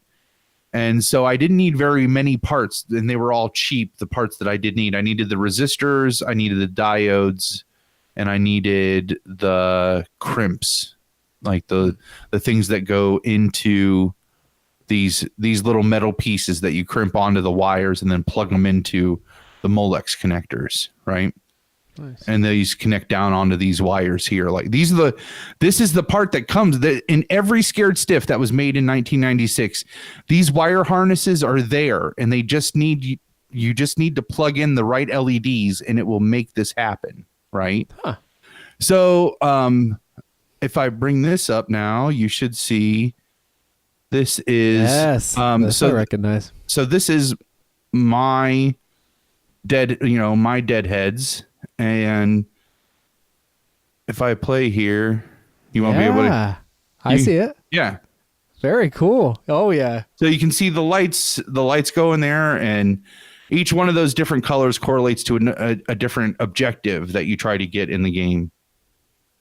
But if you look, I have there's my soldering, and all of my LEDs are wired in there and hot glued into place. And then here they are. You can see them all lit up. Oh, yeah. From the back side there. That one's upside down. There's the 2 wire harnesses there in my machine. Yeah. This is what I made. And then this is what comes in the machine, and then they just plug right in there. And then, yeah. That's awesome. So wait, this one is upside down because it's also a video. It's from the back. So you can see from the back how it does the same thing. So they're all lighting up right now because you're making them, but ordinarily it would only happen as you hit the things in the game? Yes. So they light up because there's no game playing. So it's in what in a pinball machine is called attract mode, where it's trying to entice you to play. So it's usually just like a light show where the table cycles through a lighting program to try to entice players to play. That makes sense. Yeah. Did I just kill my? Oh no. Okay, good. Yeah, there. All right. So let me stop sharing that and then go here like this. There. So that's my learning from the internet. So I emailed that guy who I bought that original mod from. This is like, we'll wrap this up and then we'll be done talking about pinball. That's all right. I have to imagine at this point people are listening tumors and like, well, yeah, like all that shit. That's all. I'm glad you shared all that. Plus, I have to imagine people are listening for the pinball adventures at this point. Yeah. So that's what you're into. So I'm interested. I decided. So I emailed that guy and I was like, there's a short in your harness. It doesn't work. Essentially implying I need you to send me another one. Well, I test them before I send them out. So sorry. Make sure you're plugging them in right. And it's like there's only one way to plug them in. Yeah. And I'm like, okay, so that's how it is. And so that's what led me down the path to just remaking it. So then I emailed him again and said, hey, just so you know, there was a short in your harness. I couldn't find it. So I had to rebuild the entire thing. And he emailed back. He's like, glad you got it all sorted out. God. I'm just like, so I realized that I can make this thing. I'm going to make it. I'm going to make a bunch of them and then undercut him on eBay. I don't give a fuck. Just to undercut him. I haven't decided yet if I'm going to like how much over cost I'm going to sell them for, if at all. But I'm just going to undercut this guy. I don't give a shit. Empires were built on less. Yeah. Yeah. Nemesis are important too. I think. I've ever told you about the bride follows. I don't know who it is, but it's this woman on Twitter who is always tweeting about her nemesis and how she will like destroy her nemesis. Actually, turns out she has 9 nemesis. Oh wow. I wish I could shout out who it was. Maybe when I give her the sip of this beer, I'll get the at or whatever. But it's so fun. This person who's just like today, like they have they're motivated to like basically like what you're describing, and it's so fun to hear about. You're just like, yeah, fuck those people you're mad at. Yeah. I like seriously don't give a shit. I don't care about my time. I'm gonna make money on. I am gonna make money on them. That's probably gonna happen. But it's all the motivation is to just undercut that guy and just like. That's awesome. Yeah, I think the bride said something recently where she's like, yes, so it says nothing motivates like an enemy. That's a fucking t-shirt. Yeah. Yeah. Good for you. Get him. or undersell him. Yep. Well, that's a hell of a pinball adventure. Great peaks and valleys. What were the 2 machines? I don't know if you told us. I did not. So the one is called Dialed In. It's actually a disaster movie theme, but it is told through cell phones essentially. So there's a lot of cell phone themed activity, but basically what it is you're a superhero in this city that is constantly under attack, and you keep getting called by your cell phone to solve these problems. And it's a pinball game. And it's a pinball game. Yeah. How does that work? Does it have like videos? Yeah. So this one So this machine was made. It came out in 2017, I think. 2016, maybe 17, maybe. Again, they were brand new. Like they were like these were brand. This is brand new machines that were just made. The born on date on this one was March something 2018. So just over a year old. I got it. Like, and it's got a 25-inch monitor is the in the back glass that all this animation happens on. Nice. It has a camera in it that takes your picture while you're playing it. There's a selfie mode because again, it's cell phone theme. And so it flashes and takes your picture. There's one mode where you get a scratcher ticket and like you have to like wave your hand at the camera and it will scratch the ticket off like while you're playing pinball. You can actually, there's an app for the game that you can connect to the game with your phone and use your phone to flip the flippers and like not while you're touch standing in front of it. While you're standing in front of it, like not by using the flippers on the cabinet. It's not fun to play that way. It's just a nice gimmick. Yeah, that's interesting though. I mean, because you're on your phone, you see it, so you think of the game. Yeah. There's actually a cell phone. It's a little LCD monitor, but it looks like a cell phone that rings during the game and like has this. It looks like an iPhone, and like you get calls on it and everything. It's really. I'll have to shoot some video. Actually, Twinkie, I had this awesome idea that if you're ever in Dayton, we need to do a long walk, short drink, Rocky Mountain AM pinball Twitch stream. Like that just is play. That's just a play great pinball. idea. Yeah, if you're ever in Dayton, because I can't haul pinball machines like out anywhere. So it would have to be with you in Dayton. But I'd love to set a camera up and play some pinball and shoot the shit. That would be awesome. I know we discussed potential because we all have ties in Ohio. Twinkie included that maybe given the timing of when Is it Rise of the Skywalkers or I think Skywalker? It's just Rise of Skywalker. Like so you can't zero it in. That's a whole other thing to talk about. Like, that would be like I don't know, depending on how much time or whatever, that would be pretty cool. Yeah. And potentially feasible. I just think that'd be fun. So that's one. Dialed In is one of them, and then the other one is another. It's from a brand. Both of them are so. Dialed In. I forgot some of the coolest parts. Dialed In was designed by the same guy who designed Scared Stiff. Really? Yeah. Who's been Pat Lawler is his name, and he's been working in the arcade industry for like almost 40 years now, or over 30 years now. Is that part of how you found out about it? Like because of the designer or just coincidence? Well, I heard. So yes, actually, that is how I found out about it because that machine is described as his opus. Like where he was given free reign to basically do whatever he wanted. And so if you look at like what are considered some of the best pinball games, he has a hand in them. There's Steve Ritchie's another designer that gets thrown, like whose name you hear a lot in the pinball world. And Pat Lawler is one as well. And he actually just designed from the same company. Jersey Jack is the company. They just announced a Willy Wonka table is coming out, like original Willy Wonka with Gene Wilder, like call outs and everything.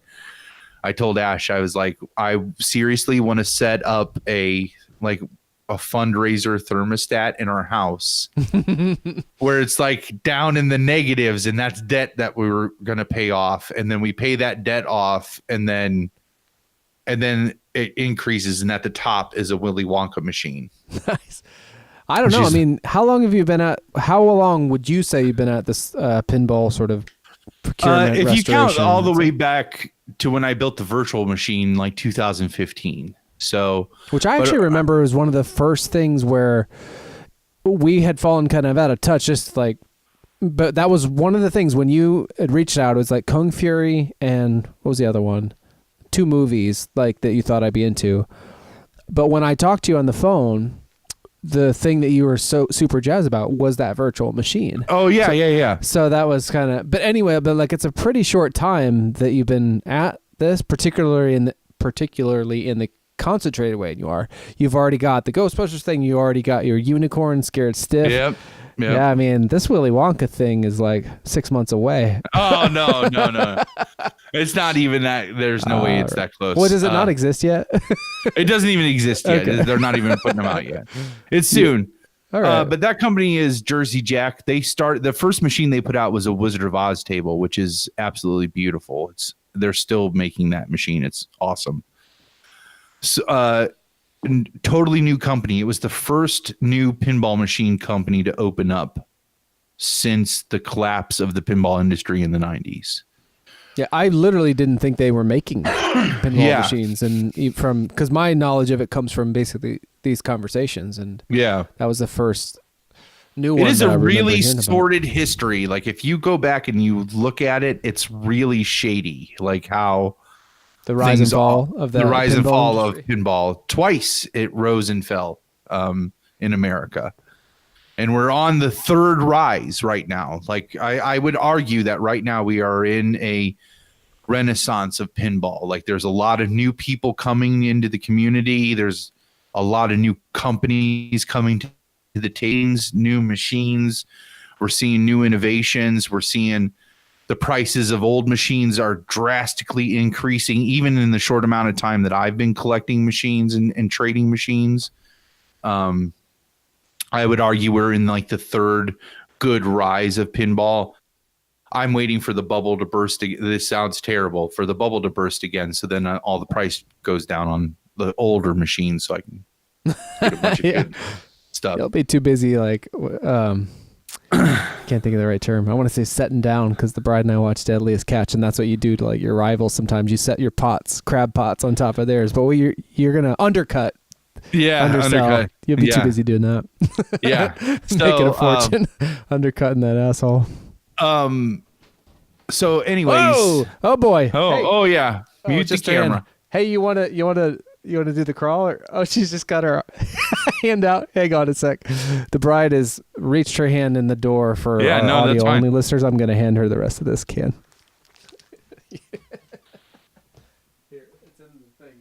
That's the dead sexiest sweatshirt arm I've ever seen, though. Nobody gets to see that, though, or hear that. He doesn't hear it. Like a hand coming out of the grave. It was like, I don't know. That was a dead sexy sweatshirt arm. I know. She got kind of fancy sweatshirts that have this like interesting neck to them and look like you're wearing a scarf. Oh! There's the middle finger. Yeah. Starting to think she's one of our viewers. Yeah. So that's dialed in. It's nice because I see like this like early Pat Lawler, and then I have this like what's considered as Opus. It's a fucking hard table. It's probably just as hard. Both of these new machines are probably just as hard as Ghostbusters. But I was explaining to my nephew they're just as hard, but not anywhere near. Like I'm not ready to just like walk away from them. Like I want to keep playing them and try to like it seems. Whereas Ghostbusters felt like it was like I'm going to plateau and I'm never going to go any higher than that. These machines feel like I can increase my skill to the point that I will do very well at them. The other one, and Jesus, we will wrap this up, is all right, man. That's what the show is. Yeah, Talking. is another totally brand new company. This company just put out this table in 2018, I think is when they started selling it. But it's their first table. It's Houdini is the theme. And it's this like really, I'm not into steampunk, but it is all steampunk themed, but it has this really great archival footage of Houdini stuff and like movie posters and theater posters and audio recordings of him, and there's movie modes where they'll show a movie poster that he was in, and then there's a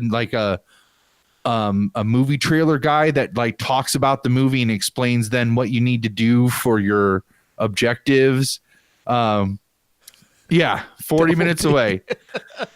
Double D chimed in saying 40 Hard to minutes turn away a ship from around. It is. I thought of that earlier today. I was wanting a T-shirt of like a ship. Yeah. We got to get listeners, people, so that we can have shirts. That's basically where I'm at. Because, yeah, we got the ship shirt. We got nothing motivates like an enemy. Anyway, from you, maybe no, you're a Pinball Empire is your Pinball Empire and money. So we got to get listeners. So subscribe, tell your friends, so we can make shirts. 85 subscribers. We keep gaining 2 and losing 1. Like that's what happens. Lose them? Oh, who are these people? Yeah. All the who TikTok unsubscribes from anything on YouTube? I think I like. Sometimes I would like in the early days of me getting into YouTube, I would just like subscribe to shit, and I'm still so. Who unsubscribes? Who puts that much effort into like sorting through their subscription and like, yeah, unsubscribe? I don't know. Apparently, people who watch this show. Maybe it's the trolls. Actually, we've had a troll could be. here. Fuck them. I don't care. I still want them to come on. I want to talk to them about being a troll. And what fun that is. How is that fun? I don't think it is. Yeah. Anyways, so the Houdini table is beautiful. It has an amazing light show. The distributor that I bought them from, he's like, I think this is the best looking new pin that's out right now.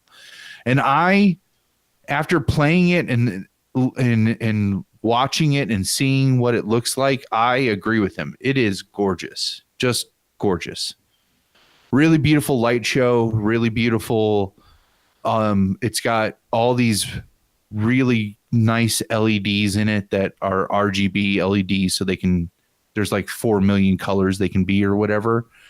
And so the whole table changes colors and swirls around and does all this awesome stuff while you're playing it. And there's like this nice mix of like classic music, like ragtime piano and jazz to like dubstep music, like all and everything in between mixed together that makes this really awesome soundtrack and great call outs and awesome theming. There's like to do the multi-ball when you lock your balls. I didn't know this is a thing. Yeah. So a big thing on modern tables is multi-ball. That's what you're always trying to do is where it'll release more than one ball on the play field at once, and you can collect jackpots that way. So to do that, you have to perform objectives usually on the machine. And then the last objective is to get the ball to the lock. And then the lock is usually some elaborate mechanical contraption that holds on to the ball until you have locked enough of them. And then it will spit them all out to do multi-ball, right? Does that make sense? I think so. That sounds like a lot to... It's so hard not to talk about it. That's what she says. It sounds like a lot to deal with because as someone who can barely keep one ball in play... But suddenly then there are a bunch of them and you're just like... Well, and this is the proof of how this is a game of skill and not just... Most people look at pinball and like that. I'm just like that, just like you're saying.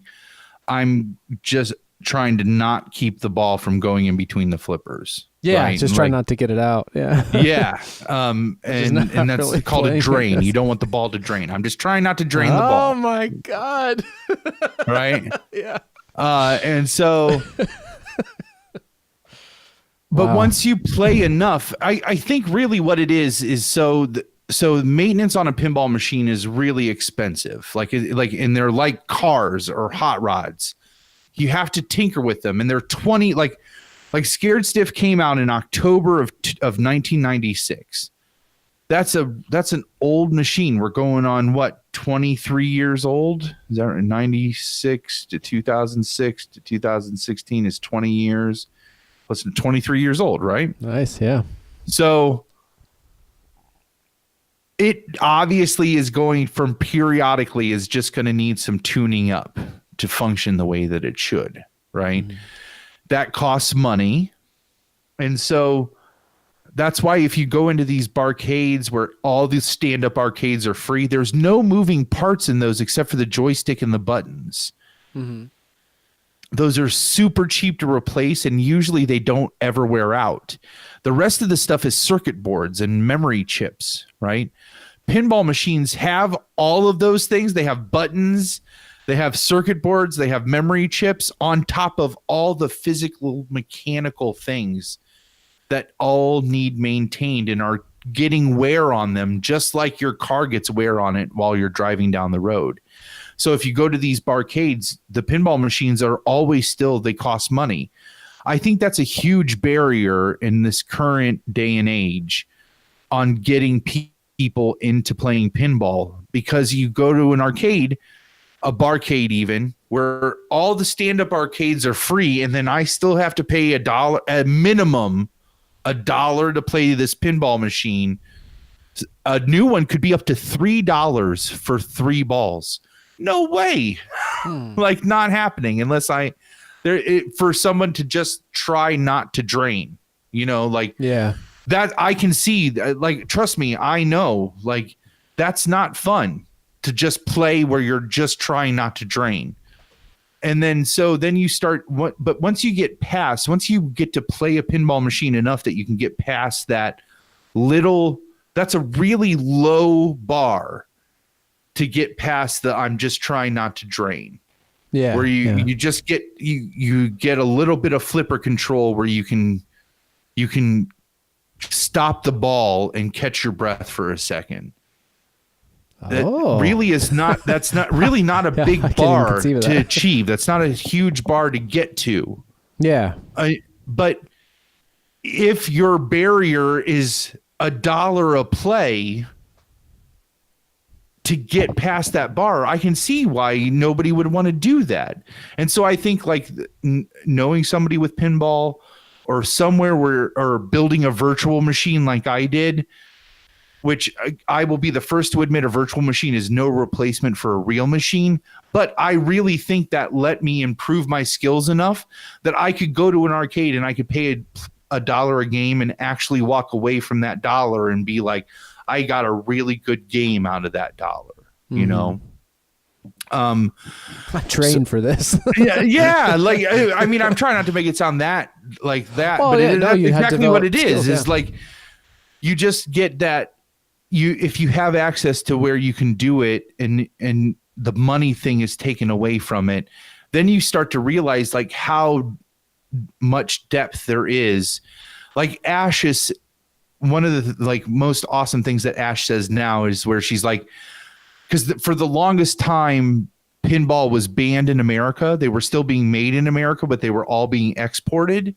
And so in the 70s, there was this really big movement to kind of return pinball. And that's what caused the big movement in the 80s and 90s, because pinball was finally allowed back in America again. They were allowed to, like, put the machines out and keep them there. Well, the whole argument was that they were just gambling machines that took money from kids. There was no amount of skill that would let you, quote unquote, beat the machine. And so there's a really famous case. This guy is a really good professional pinball player, and both of his sons are professional pinball players. But there's a really famous case where he basically went up in front of the gaming board of New York, and he, like, drove up with this flatbed trailer that had like 12 pinball machines on the trailer, and he proceeded to beat the high score on each one of the games to prove that it was a game of skill and not a game of chance.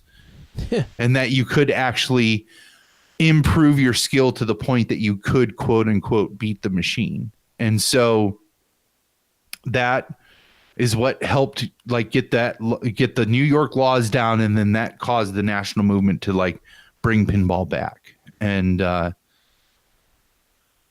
Ash, one of the things that I love hearing Ash say now is she'll be playing and she'll be like, I can't believe anybody thinks that this is anything other than a game of skill, because she's starting to finally get to that point that she can have a really good ball and start to dissect the rules of each particular table and know what the objectives are and know what there's stuff that she can do to get rewards for that. And I think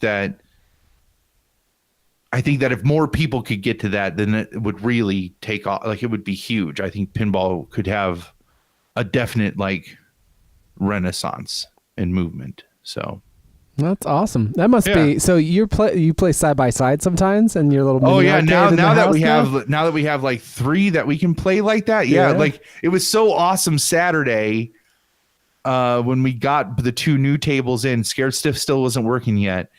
But I was playing Dialed In, and she just walked up and started a game on Houdini, and we were just playing, and I'm just like, holy shit, like we can do this. Like we can we can stand next to each other and play pinball in our house. Like that's so awesome. I told her I want to have a pinball party and like have people over and play pinball and that's so cool that she's up for like doing that alongside you. You know, on any level to any degree. That's just like such a, and then she goes on the adventures with you. That's really cool. And she loves doing that. And like, we're really good at moving the pinball machines now. Like we got both of those into our house, like with 0 incident, like no problem whatsoever. And not something that I would have felt comfortable doing when we first started doing this. It's funny too, because the guy that I bought them from, we talked about, this is the one thing that I think I love easily in the top 3 things I love most about the pinball, about being into pinball. But I love when I get a machine, or I sell a machine, and talking to that person and getting to just talk pinball with them, because it is such a small community that when you find somebody else that's passionate about it, it's like really, excuse me. That's how I know I've been talking too much. No, it's really something that, you know what I say? Interested is interesting. So I don't know about this, but I just kind of get lost in your enthusiasm for it. When you meet somebody else that's just as passionate about it, like you want to talk shop about it a little bit. So we were, he's like, so, you know, how'd you get into pinball? What was your first pin? And I did the same, you know, asked him the same thing. And he said that one of his buddies was like, hey, I want to go over to this bowling alley. I'm going to buy a pinball machine. You want to come with me? And he's like, pinball? What? And he's like, I guess, whatever. And so he said, I went over there and I played a Theater of Magic. See, everybody remembers the first pinball machine that they fell in love with. Scared Stiff's My Unicorn. His is Theater of Magic. And he's like, I played that Theater of Magic and I was instantly into it. And he's like, I went there for him to buy a pinball machine. I bought a pinball machine when I was there and like brought it home. And he's like, so what other pinball machines do you have? And I told him I have Space Invaders, but that's a basket case I'm still working on. And I said, and I have a Scared Stiff that's it's got a few other things that need in it. And he's like, oh man, my friend has a Scared Stiff. And he's like, I've been trying to he's like, he bought it new in the box in 1996. And he said, I've been trying to get him to sell that to me for the last 23 years. Like, and so I made this comment on our way home where I was like, you know, I should I could get Scared Stiff up and running. I bet you I could call that guy and I could like flip it and make money off that, like in a second. And Ash looked at me and she's like, don't you dare. She's like, first off, that is the one machine that when you first got into pinball, after you got excited about it, that is the one machine you said, all I want is to own one of those machines, and you finally got it. She said, second off, I haven't had a chance to really beat that table yet, and so you're not getting rid of it yet. Like, oh, that's awesome. Which was great. So that's really cool. Plus, with the sound bites and stuff that one has, once that is up and running, you guys are just casually playing games. Oh no, it's up and running. It's good. Oh, it's right, of course, it's all fixed. Yeah. Well, I can only imagine it will turn into foreplay at some point with all with her innuendos. Oh man, it is so dirty. There's this. Did I tell you the awesome call out where I'm having multiple jackpots? Did I tell you that one? I don't think so. That one. Okay, so like there's this. Last pinball story. Shit. Like and just I don't know if we've said, but just for those who wouldn't know, so the Scared Stiff is based on Elvira, the buxom sort of midnight matinee host.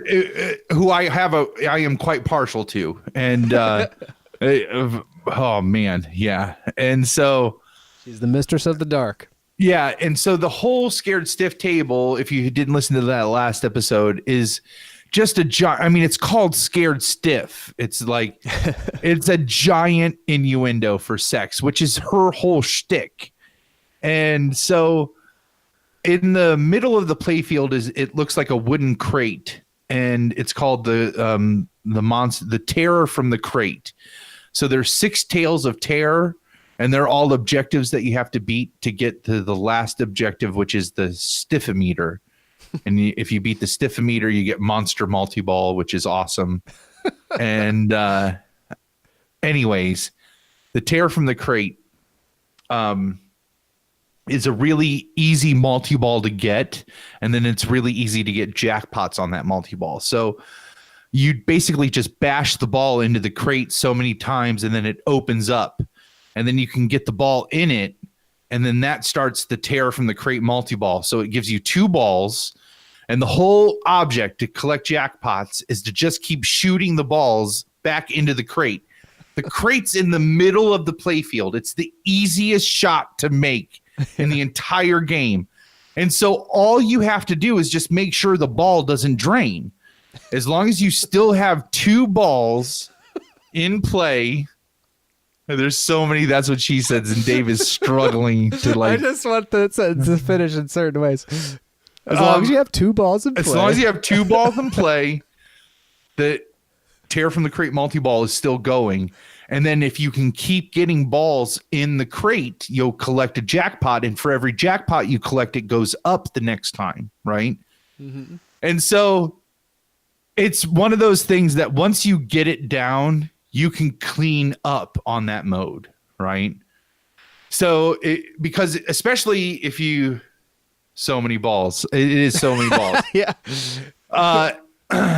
The record though is Apollo 13. The pinball machine for Apollo 13 has a 13 ball multi-ball. There's 13 balls in play at one time on that machine. If you can get that ball, get that multi-ball. Yeah, I can't even. That's just chaos. So anyways, once you get the pattern down, it's really easy to just clean up on jackpots on tear from the crate multi-ball, right? And as you're doing it, Elvira is giving you these call outs that are just, they just get, as long as you can keep hitting jackpots by sinking balls in the crate, they get progressively more dirty, right? Oh. And so like the first one is she's like, "Ooh, you're pretty good at this." And then the next one is like, "Oh my gosh, like another jackpot." But she says it like all sultry, right? Yeah. And then the next one is like, "Oh my gosh, wake me up when you're done," because you just keep getting it. And so then if you hear that one, if you can get like 4 more jackpots after that, she's just like total orgasm. She's just like, "Oh, I'm having multiple jackpots," and it's so hot and just like. God damn, it's so fun. It's such a fun machine. It's so approachable. I mean, all the innuendo stuff aside, it's a really approachable rule set. It's pretty forgiving as far as tables go. The shots are pretty easy to make. It's one of those ones that's really nice to have when people come over to say, because just about any skill level is going to have fun on that table. Yeah. That's awesome. Shit. You tuckered yourself out there. That was yeah. That's very cool. I learned a lot about pinball as well as some very serious ongoings in There's some I would highly recommend there's some really awesome pinball documentaries that are out. If you can get your hands on them, they're really informative and very entertaining.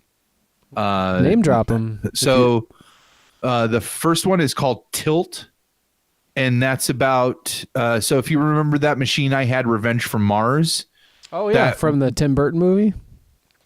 Or is it different than that? No, that's Attack from Mars. Attack from Mars. Revenge from Mars is a sequel to a really popular pinball machine called Mars Attacks is the Tim Burton movie. Yes. Okay. Yeah. Oh, Attack from Mars is the first pinball machine, and then Revenge Okay. from Mars is the sequel to it. And Mars Attacks is completely unrelated. Anyways, so Tilt is about the collapse of the pinball industry at the end of the 90s, and it ultimately culminates in that machine was the form factor called Pinball 2000, which is considered people considered it is what killed the pinball industry.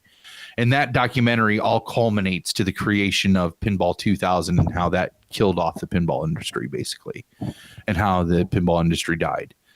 That one's really good. Special When Lit is another one, and that one it just talks about the passion of pinball and the pinball community, which is really awesome. And then there's this great one called Wizard Mode that the last time I checked was on Amazon Prime. The current professional pinball champion is a Canadian kid. He's in his 20s, I think, who is on the autism spectrum. And Wizard Mode is a documentary about him and his struggle to kind of become an adult while dealing with autism, while also being like an internationally ranked pinball champion, and him trying to get his goal is to become the champion. And he just did it last year or the year before. He finally did it. And this documentary came out way before that happened. And so, but that's a really good one that really, it just warms your heart watching this kid kind of grow up before your eyes in this documentary.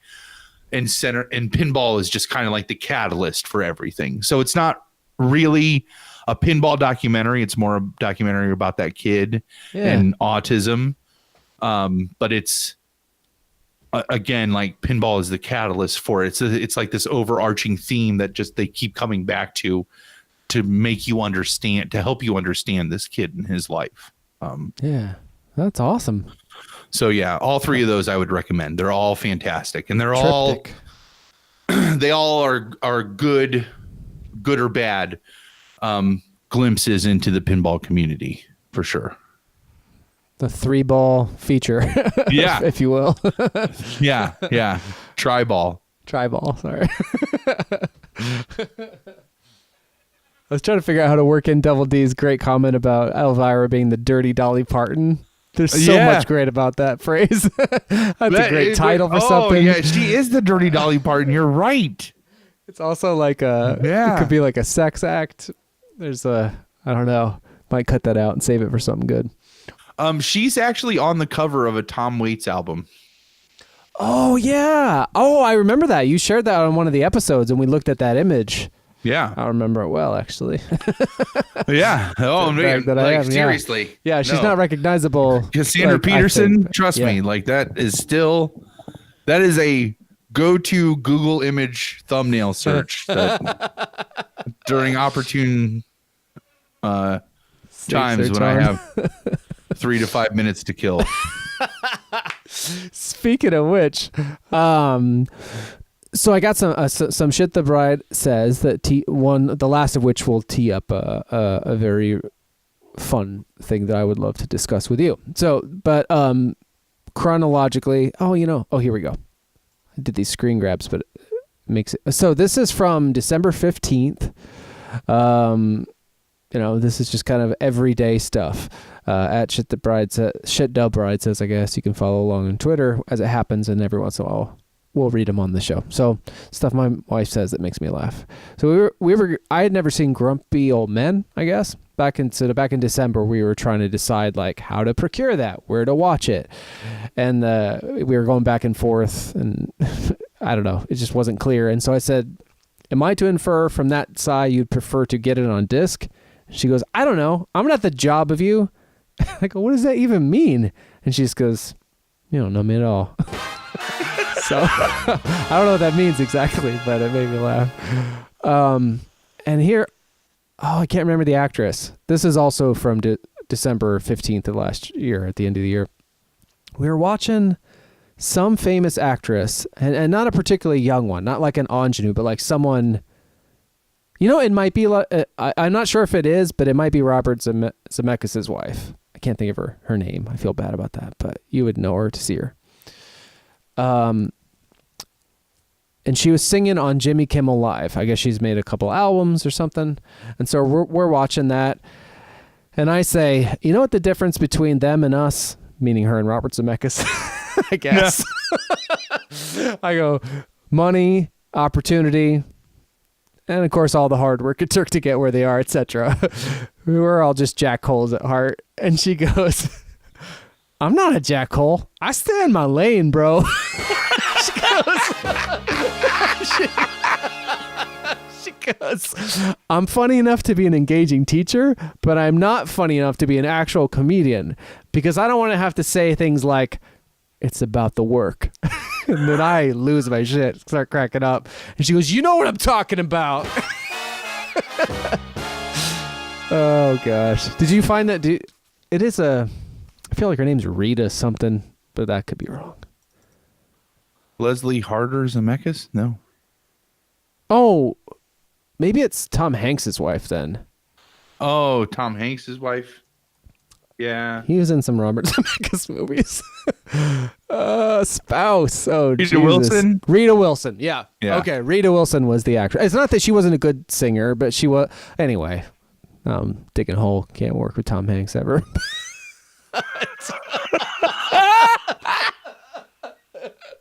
Well, take that one off the table. Yeah. Fuck. It's a dream of mine. Cleveland guy too. Anyway, okay. So then this last one will just kind of jump to what day was this? Friday? Are you serious? Yeah. I don't know if he was like born there or if maybe he started his acting career there or something, but that there's a real strong Cleveland connection there. What does it say? Tom Hanks, back where it all began. WKYC. Great Lake Shakespeare Festival. No shit. Yeah. Back where his career started. Huh. Fuck. Okay. Shit you learn. Learning from the internet. No shit. Yeah. Oh, and so then with the last shit the bride says for this week. Last Friday, I actually only knew about this from Twinkie. Twinkie had hipped us or at least hipped me to on the cast thread that the Star Wars Celebration was happening, the annual kind of gathering of Star Wars fans, and there was a huge panel of like all the people from the new movie, and at the end of which they unveiled the new trailer. Yeah. So I was able to work from home, and I was kind of watching, and so when they showed the trailer. I cry at a lot of things. so the bride for some reason likes this. I think I don't know why she likes it. It's not like masochistic, or she's not like, ha ha ha, you're sad. I think she likes the fact that I'm moved by things. Yeah. Yeah. That's the best I can tell. But it's the same, because I cry at shit all the time too. And nothing for some reason pisses me off more when I'm like having a moment with whatever I'm watching. And I see Ash going, yep. Yeah. The bride does the same thing. She's watching. She wants to see. Stop fucking looking at me. I'm crying. Yes, I'm crying. We're watching Cobra Kai, and like when Daniel first puts on the gi and gets back into karate, and they play the fucking that's the first time they play the music from the movies. He starts doing the kata from the Karate Kid 3. I lost my shit. It's like I forgot it happened. Yep. I forgot I saw that, and she's just like watching me. Yep. Stop fucking looking at me. So I'm crying. So what? Yeah. So they showed the trailer for the conclusion of the kind of Skywalker saga, at least so we understand or whatever. I had no idea the word Skywalker would be involved. Anyway, she's downstairs watching it. I'm up here kind of watching it, half working and all that. You can like it without fucking watching us, son. Oh, I didn't see that. She'd like it too. Okay, I can't get distracted. But so she come like sprinting upstairs as soon to this very spot where I'm sitting, and like where my right hand is now for YouTube viewers. She like cranes her neck around to see like the little fresh tears on my face.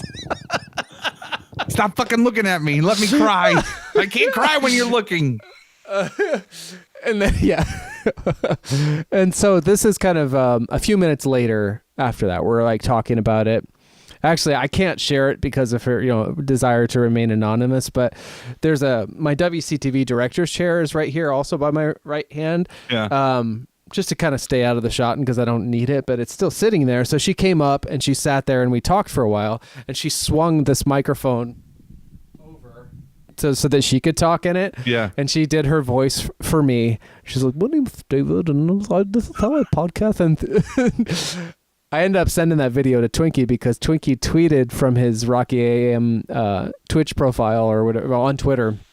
He's like, one of our goals is, after reading this tweet, one of our goals here at the AM is to interview the bride. We will work to attain this honor. That's awesome. And I was like, man, that's never going to happen. But I happen to have gotten this video of her making fun of me in podcasting. So I texted it to him. Anyway, so this is all the thing so that all happened. I cried and everything, but so then we're talking about that moment where Ray does this like running backflip with the lightsaber into like an onrushing TIE fighter looking thing. Yeah. It's fucking nuts. Yeah. So she's talking about it, and then she's leaving the room, same place where she stuck her hand in earlier to grab the beer and flip us off. And she just goes on her way out.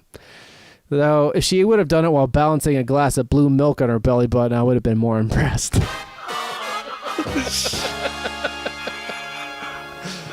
there we go. Man, it's just twisted. She's just twisted sometimes because it's like she's a fan. We know she's a fan. Yeah, she's into it. I mean, she's into it enough that she knows the blue milk reference and like. Yeah, because I was like, is that Tatooine, a desert planet? And that's what made her think of it. But she's bought us tickets to Avengers and whatever I don't even know. Like I honestly wouldn't even go. Yeah. On my own. But she's so that I'm grateful that she's into that. She's not into Karate Kid enough, but whatever. Anyway, Star Wars. So fucking the Star Wars celebration happens. Spoilers, if you're listening to this and you don't want to know stuff. Psst. Howdy, folks. Dave here, chiming in. As I mentioned later in the show that I would be, now that the show is all edited together, I can tell you how far to skip ahead if you don't want to hear any of the Star Wars talk prior to the movie being released. So if you fall into that category, we'll try to do this for you each time. Skip ahead to 2 hours and 33 minutes. And you can pick up for where we leave off for the rest of it. All right, thanks. Psst. Goddamn, Lando's on the stage. Yeah. And then they show a picture of Billy D in costume. So many wonderful things happened. And I was watching. I don't know if you caught up later. I haven't watched the panel yet, but we did watch the trailer because, of course, yeah. Oh, yeah, Suds. Sorry, just to save the typing. We just got HBO Go so that we could be current because the world is determined to spoil that shit for us. Yeah. So all the seasons we haven't had any kind of HBO. We've been watching it like a season behind, but we are current on the Game of Thrones, which has been good. Like, and that too. Like, I was out. There was some icky shit in that a few seasons, and I was just like, I don't need this. Yeah. And she had heard that like it gets better, and it really did. Like, there's some nice like. Anyway, are you watching, Suds? That was the part where it turns into us just talking to our friends and waiting for them to type as they're able on whatever device they're on. Well, it's on like a 3-minute delay because the internet, like there's a good like 45 to a minute quarter that it's behind at any moment. We'll keep an eye on it. Oh, yeah. God, yes. Well, we gotta have Suds on Talk Game of Thrones. Yeah. Shit, that means I gotta. The last thing I saw was the War of the Wall, and then What season is that? I don't even know that. End of season 5, I think. And then I started. That's not that far behind, though. I think we're only on 7 or. Yeah. I don't know. It did. It was. I don't know, but it got good in terms of like being really satisfying. A lot of great and simultaneous like kind of character arcs paying off in ways that made you happy to tune in, as opposed to just dreading the latest horrendous thing. Oh, the Battle of the Bastards. You see that, or is that the what? Never mind. No. See. Okay, Yeah, but the this Star season Wars 8. trailer. So we'll keep an eye. Okay, Double D season 8. dipped out because he said he's trying to stay in the dark as much as possible for Star Wars. So, which I can completely I can respect. appreciate that. So, Yeah. and honestly, I was not going to watch the trailer, but I happened to be texting my old baker, and who is a huge Star Wars fan. And he's like, "Did you see the new trailer? Blah, blah, blah." And he dropped like 8 spoilers from the trailer. Rapid Before fire. you saw it? Yeah. That he said that. He talked about they brought Palpatine back. He like, Which I think Twinkie told me he was on stage, but I missed the first 45 and minutes. in of my the... suggested videos, because I have the trailer up, the next suggested video is Ian McDermott takes the stage at Star Wars Comic-Con 2019. When I mentioned it to the bride, she's like, "Is he still alive?" Yeah, Like yeah. it doesn't seem like he ought to be because of how old and decrepit the Emperor was when we saw him playing him in the early 80s. But... Yeah. And what? Yeah. What the fuck does that mean? I don't know. And Let's- which Skywalker? Let's are we watch the talking trailer here? again. Let's watch the trailer again, and then then we'll come back and then we'll break the trailer down. So Okay, this is only second time for me. I'm ready. yeah. So all right. So I need to do screen share, entire screen share.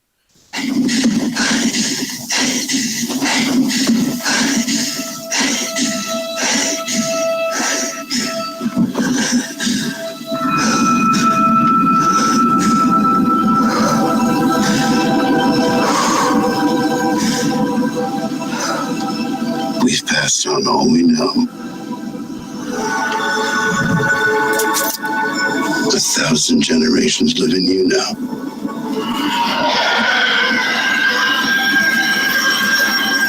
But this is your fight.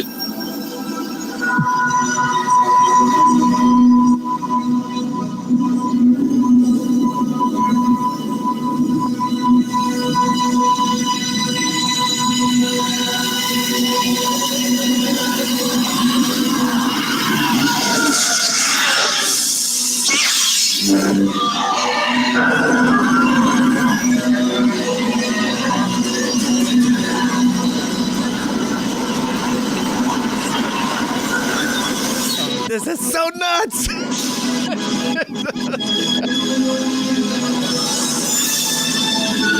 I love that. That's like Han and Leia's theme. Yep.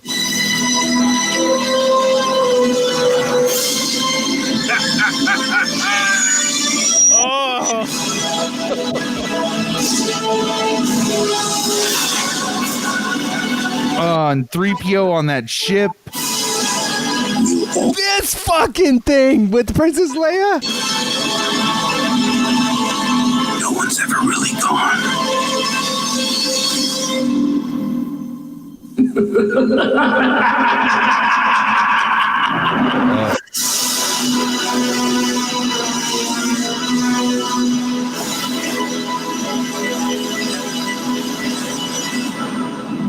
The Rise of Skywalker.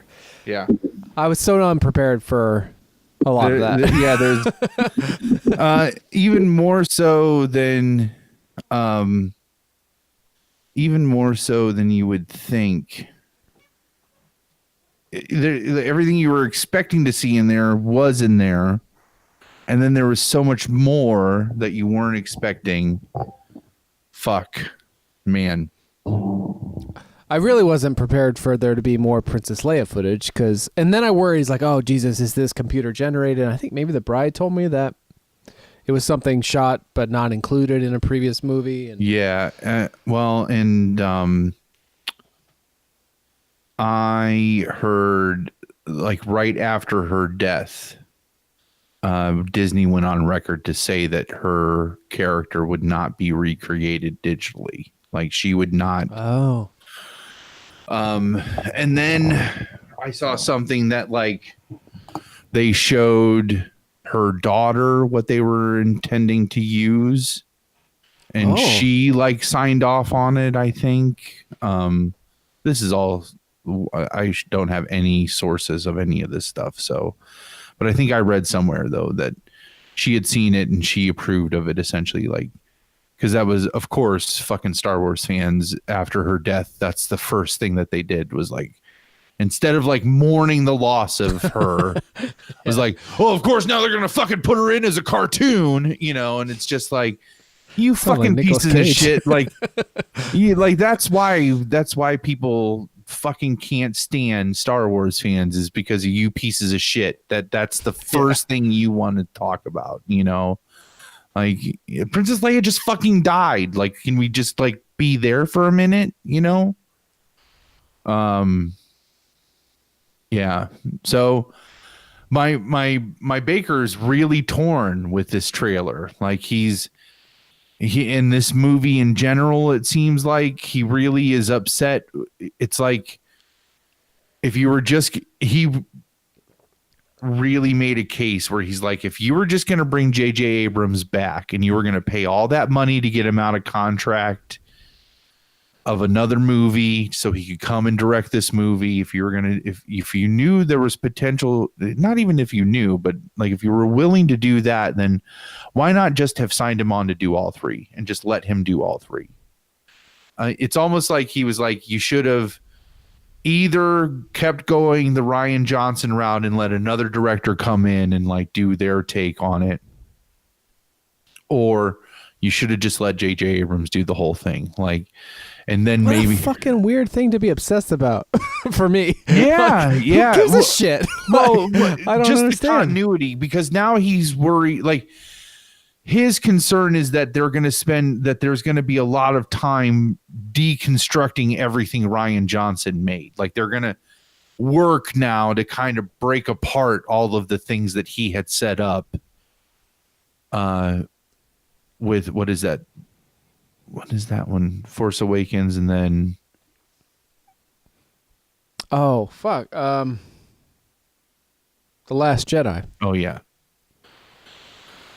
So So he feels like they're changing course somehow and adjusting like he's for some worried reason. like that it's just going to create more division, because they're going to try to retcon some of the stuff that Rian Johnson tried to do with The Last Jedi.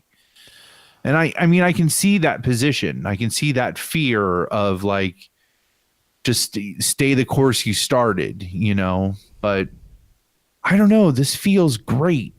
But all the other ones felt great. And I don't agree with a lot of Star Wars fans about the other ones. Like I like all of these so far. I've liked all of them. Yeah. You know, even the side movies. I've liked Rogue One. I liked Solo. I like Solo. I had That no was idea people fantastic. like these things. And like, I liked episode 7. I like episode 8. I'm sure I'm going to like episode 9. And yeah, I don't know. The only thing, yeah, it's weird. I to try to put my, like, yeah, so my position is generally to just like try and enjoy things, try not to look at things that would talk me out of liking what I like, and when I can, not to talk shit about things. Like if someone says they like something, try not to tear it down, Right. like in front of them.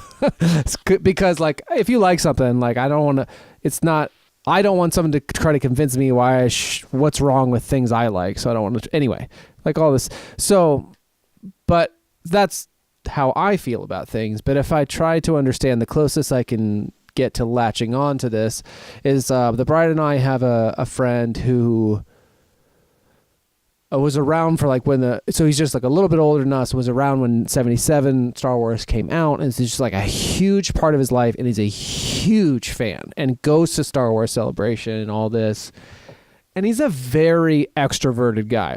Part of his his fandom is the community, is the conversation surrounding it, is the critiques that they all have about it, and their relationship to it that dates back, I guess, further than our. So like, yeah, he has all these problems with things sometimes, and I was railing about it, like with the bride one, and he's like, look, it's a different thing for him. Like his whole deal with Star Wars probably has less to do with Star Wars than it does like all of these other things that have much more to do with his identity and right. You know, different communities. And so that's as close as I can get to understanding some of this other stuff, which I really feel like, I mean, I don't know what it has to do with it, but like for me, I was really annoyed with episode 1, and then I was committed to like, let me try to just like figure out where they're going and try to appreciate these things as I can. And so I appreciated the prequels a little bit more with each prequel. Yeah. But like, I don't go back to them. But they don't have a soft spot in my heart. I feel like I feel like these new ones will. Like they are, you know, they like, do for me already. Like I really like all of them, and they hit all the right. Like, okay, I could nitpick itty bitty, but for me, it's like tonal stuff that's a little odd sometimes. Like, I don't need Luke to drink the blue milk out of the tit of that creature and wink at Rey. Yep. But I'm not that mad about it. Right. At all. Like, Right. I'm pretty happy about the whole thing. So, but anyway, I guess I say that to try to, because otherwise it's just like, I fucking like it. Yeah. Which I do. But I guess I have to understand. I'm trying to understand that there's more to it than that for perhaps like your baker or even yourself. Like, I remember you talking about seeing the other ones and kind of being trepidatious. Like, I'm not sure if I can give myself emotional permission to like this just yet. Yeah, because I did that with the prequels, you know, and then I realized, like, somebody said it. Oh, I showed the episode of Palmer's Picks where we were talking about episode 1. And they watched where we had seen it all, or we had seen it, yeah, and we were just discussing it, yeah. And their response after they watched it was like, you could really see yourselves working to convince each other that it was good, like, but all of you didn't like it. Yeah, even the ones who thought they did, or were saying they. Yeah. I think I was adamantly, because I was just mad instantly. I was mad walking out of the theater at that. I was furious of like the mockery of the whole thing. But I remember you and Twinkie seemed into it, and I think Jackson was somewhere in between. Yeah. But at the end of the day, now I think probably you might hate them more than I do because you liked them for a minute or whatever. Well, I mean, and again, it's this great illustration of why it's not just about the director, and it's, you know, and why they're, you know, movies are made by a community of people and not by one person. I movies really like this, yeah. You know, I really look at those, like the prequels are like a cautionary tale. I swear. It's like how to take $1 billion industry and fuck it up. You know, like yeah. Checks and balances are good. Yeah, that honestly, like it really wouldn't have taken much to keep it going, you know. But now I look at it and I'm like, maybe it would have taken a lot, because I just want to ask some of these Star Wars fans. I'm like, well, what Star Wars movie are you looking for? Like, what, you know, it's the same thing. It's like the MAGA shit. It's like, well, when was the last time you would consider America great? You know, right? Like, yeah. Where did it change for you? Where did it change? So that, like, because that's not a dick question. It's like, I'm trying to find a common ground to talk about. Like, okay, so like, if we can find that line for you, right? Yeah. Then we can talk about like perception and that world, and try to like make connections to that world to present, and some of the bad things about present, seeing how worse they were during that time. So I want to just almost talk to some of these Star Wars fans and just be like, well, how can we make Star Wars great again? Like, you, yeah. yeah, like what would it take? Like what is for some people, who are old enough, the Ewoks were a great offense. They're like, Yep. fuck this is for kids and to sell toys. But for me, I loved the Ewoks, of course, because I was the right age. Absolutely. And I know Logan's kids, for example, like his son loves the prequels, loves them. Yeah, that makes sense. I know a lot of Good. people whose kids are like, yeah, I'm into them. Like I like the prequels, and it's like, if at the end of the day, if that's bringing in Star Wars fans, like, what are we really bitching about? Like, Yeah. do we want to keep this insular and like, it's just us with these like perfect 3 things that we keep up on a pedestal, right, and we don't want anything else. We don't want to grow beyond those 3 things. And because if I have to think too deeply about them, if my heroes aren't actually the heroes I think they are, or if I have to see them actually suffer and meet the end of their journey, like I don't want to have to think about that because it's not what I build in my head for it to be. Like, that's just and, I think that's sick, and it's not. Yeah. Well, Star Wars is not your favorite indie band that's no longer cool because everybody else likes it. Right. It's fucking Star Wars. Right. Right. It's I don't know. But, it is liked by a lot of people. Yeah, and so I don't know. And I think what they have, I think a lot of why. I don't know. I was going to say what I can intellectualize and about what I know about the intentions of the newer movies. And one of the things that resonated with me most, I was like, oh, of course, this was a good idea, was the thing that I'm sure I've talked about in the show, but that I read about when J.J. Abrams came on board and was working with like Kathleen Kennedy and the team to kind of restart the franchise. They talked to George Lucas, but not about like where he wanted the story to go, but where he was at in his life when he came up with this, and the things that were on his mind in his personal life, like, and the things that sort of seeped their way, perhaps I don't know if they told him that, right? But I think that's some of what is great about what they tapped into.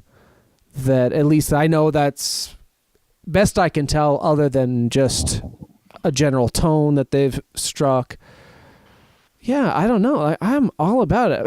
I've really been so pleased about the whole thing, and I'm just happy to have something that I can watch and enjoy. Right. I'm trying not to spoil the 2 movies we'll talk about next time, but I will say I don't have like altogether glowing feelings about them, and I want to. Right. And so I'm so pleased that Star Wars is something that I've historically loved and that means a lot to me as a general just like entity.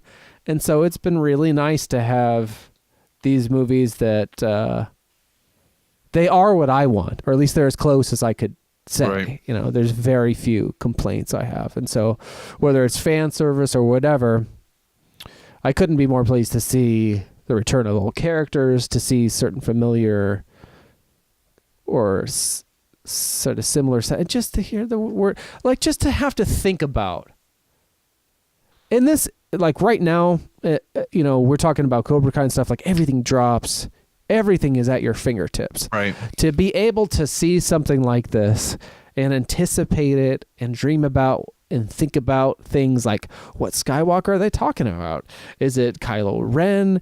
Is it still Luke Skywalker, who's obviously going to be a fucking Force ghost? Right. Is it Rey after all? Or is it just like the generation of like kids who now know of his sacrifice, that were the little kids with the broom at the end of The Last Jedi?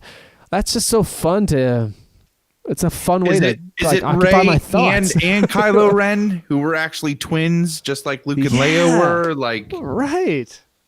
So fun. So, I mean, there's so much speculation. Like, I don't know. I mean, we've come back to it. Do you have theories? Have you had things cross your mind of like, I think it's this? No, Or I hope it's this. I really feel like it's that Kylo Ren and Rey are twins. I think that's what it is. And I would like that. which sucks when you think about it, because it's like, you know, she spent that time with Han Solo and he didn't tell her that, you know, she was his daughter. And But maybe Leia is it spent all that possible though time. that he's not the like? Because if you think about it How from a could they be patriarchal twins? How could they be standpoint, twins if they're how could maybe Kylo it's Ren and Luke's Rey be kid. twins? Could Luke be Rey's? No, that's gross. That's impossible. That's incest there.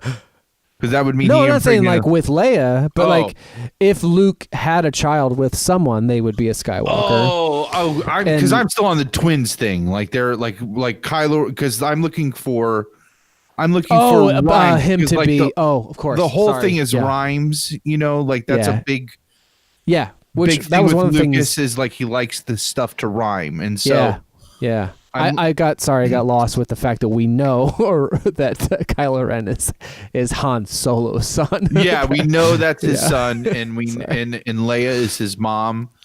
So if they were twins, that would make Han and Leia her parents. Or is he really though? You know, because if you think about Luke being raised by Uncle Ben and all that, maybe I don't know. I'm just like saying random yeah. shit that comes to mind. Uncle Owen, or sorry, not I said Uncle Ben. I meant Yeah. Uncle Owen and Yeah. Aunt Beru. Uncle Ben Like makes maybe some shit happened. Yeah. No, probably not. Anyway, it's So there's a exciting to lot of wonder about. speculation, a lot of theory.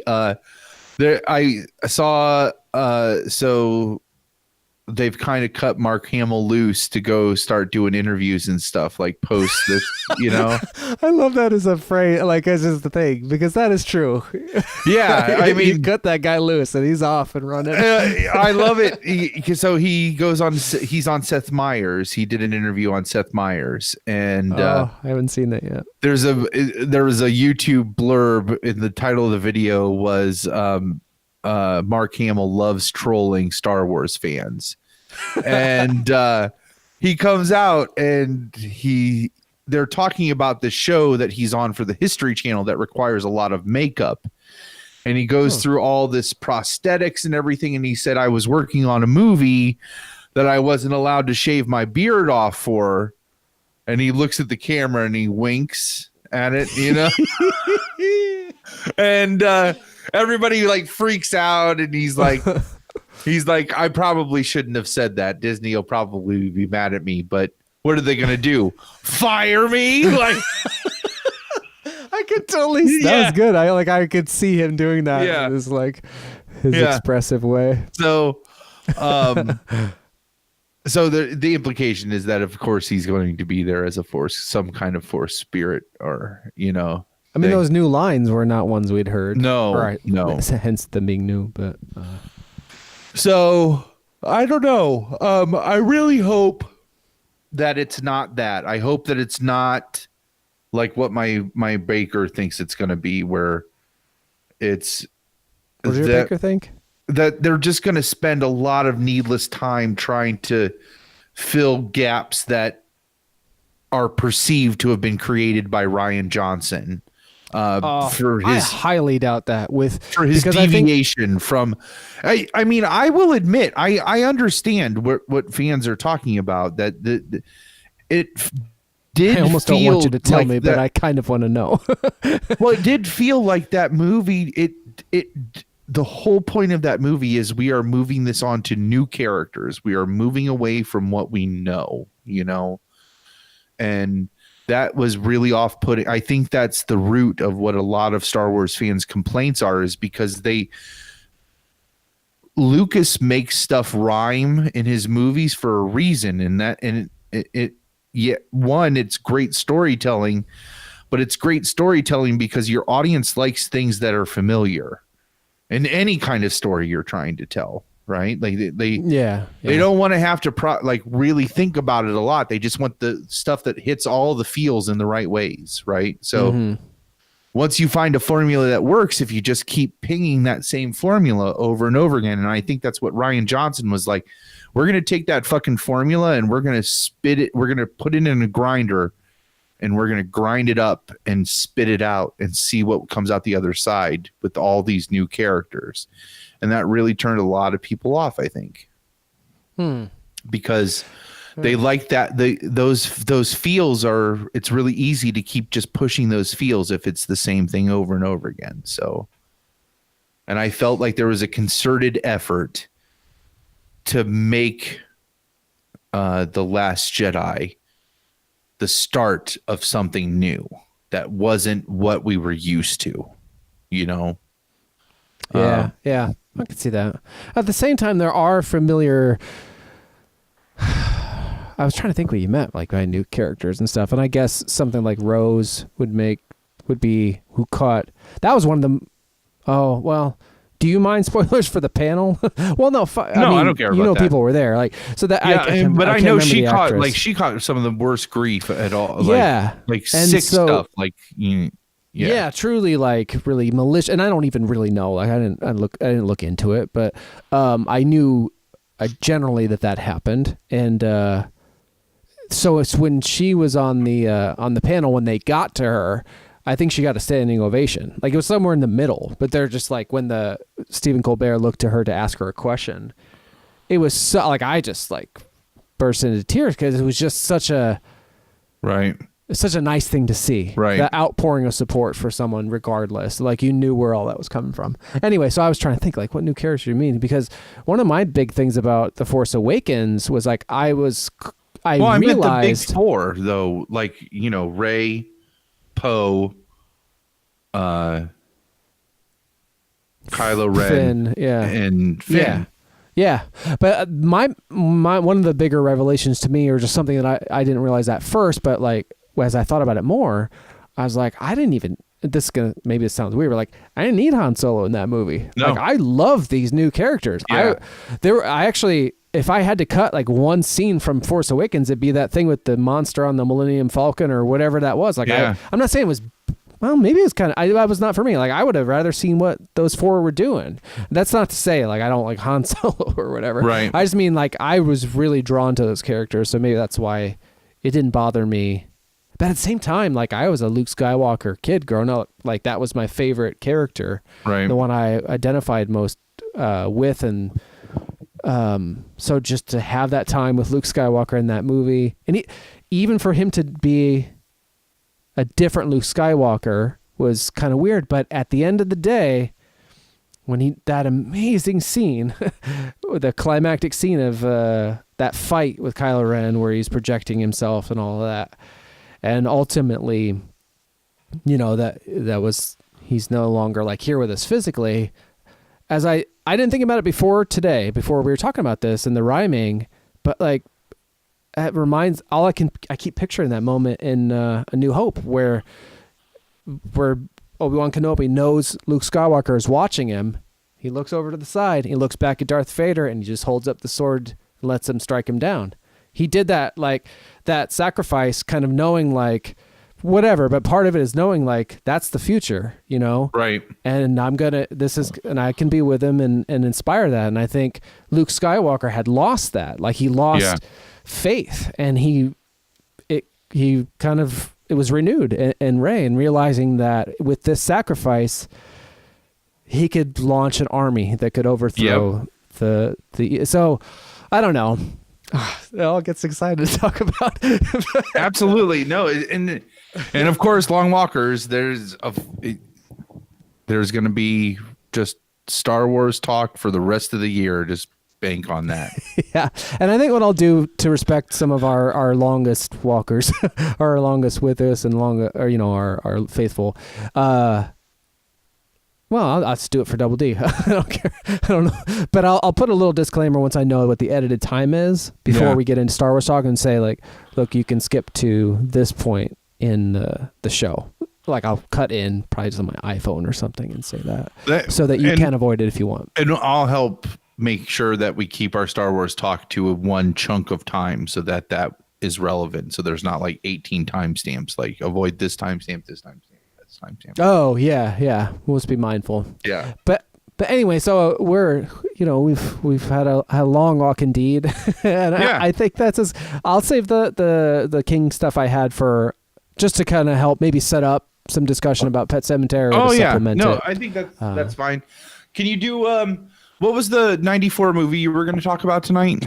Is 8 seconds. 8 seconds. Can we do like a 10-minute on 8 seconds, and then just because I want to make sure we give this is like it's the 25th anniversary of 1994, which is your 1999. I want to, even if it's 5 minutes, let's just talk about 8 seconds. I have a short page of notes, and a lot of it is just like, oh, this character, and it's a very simple story.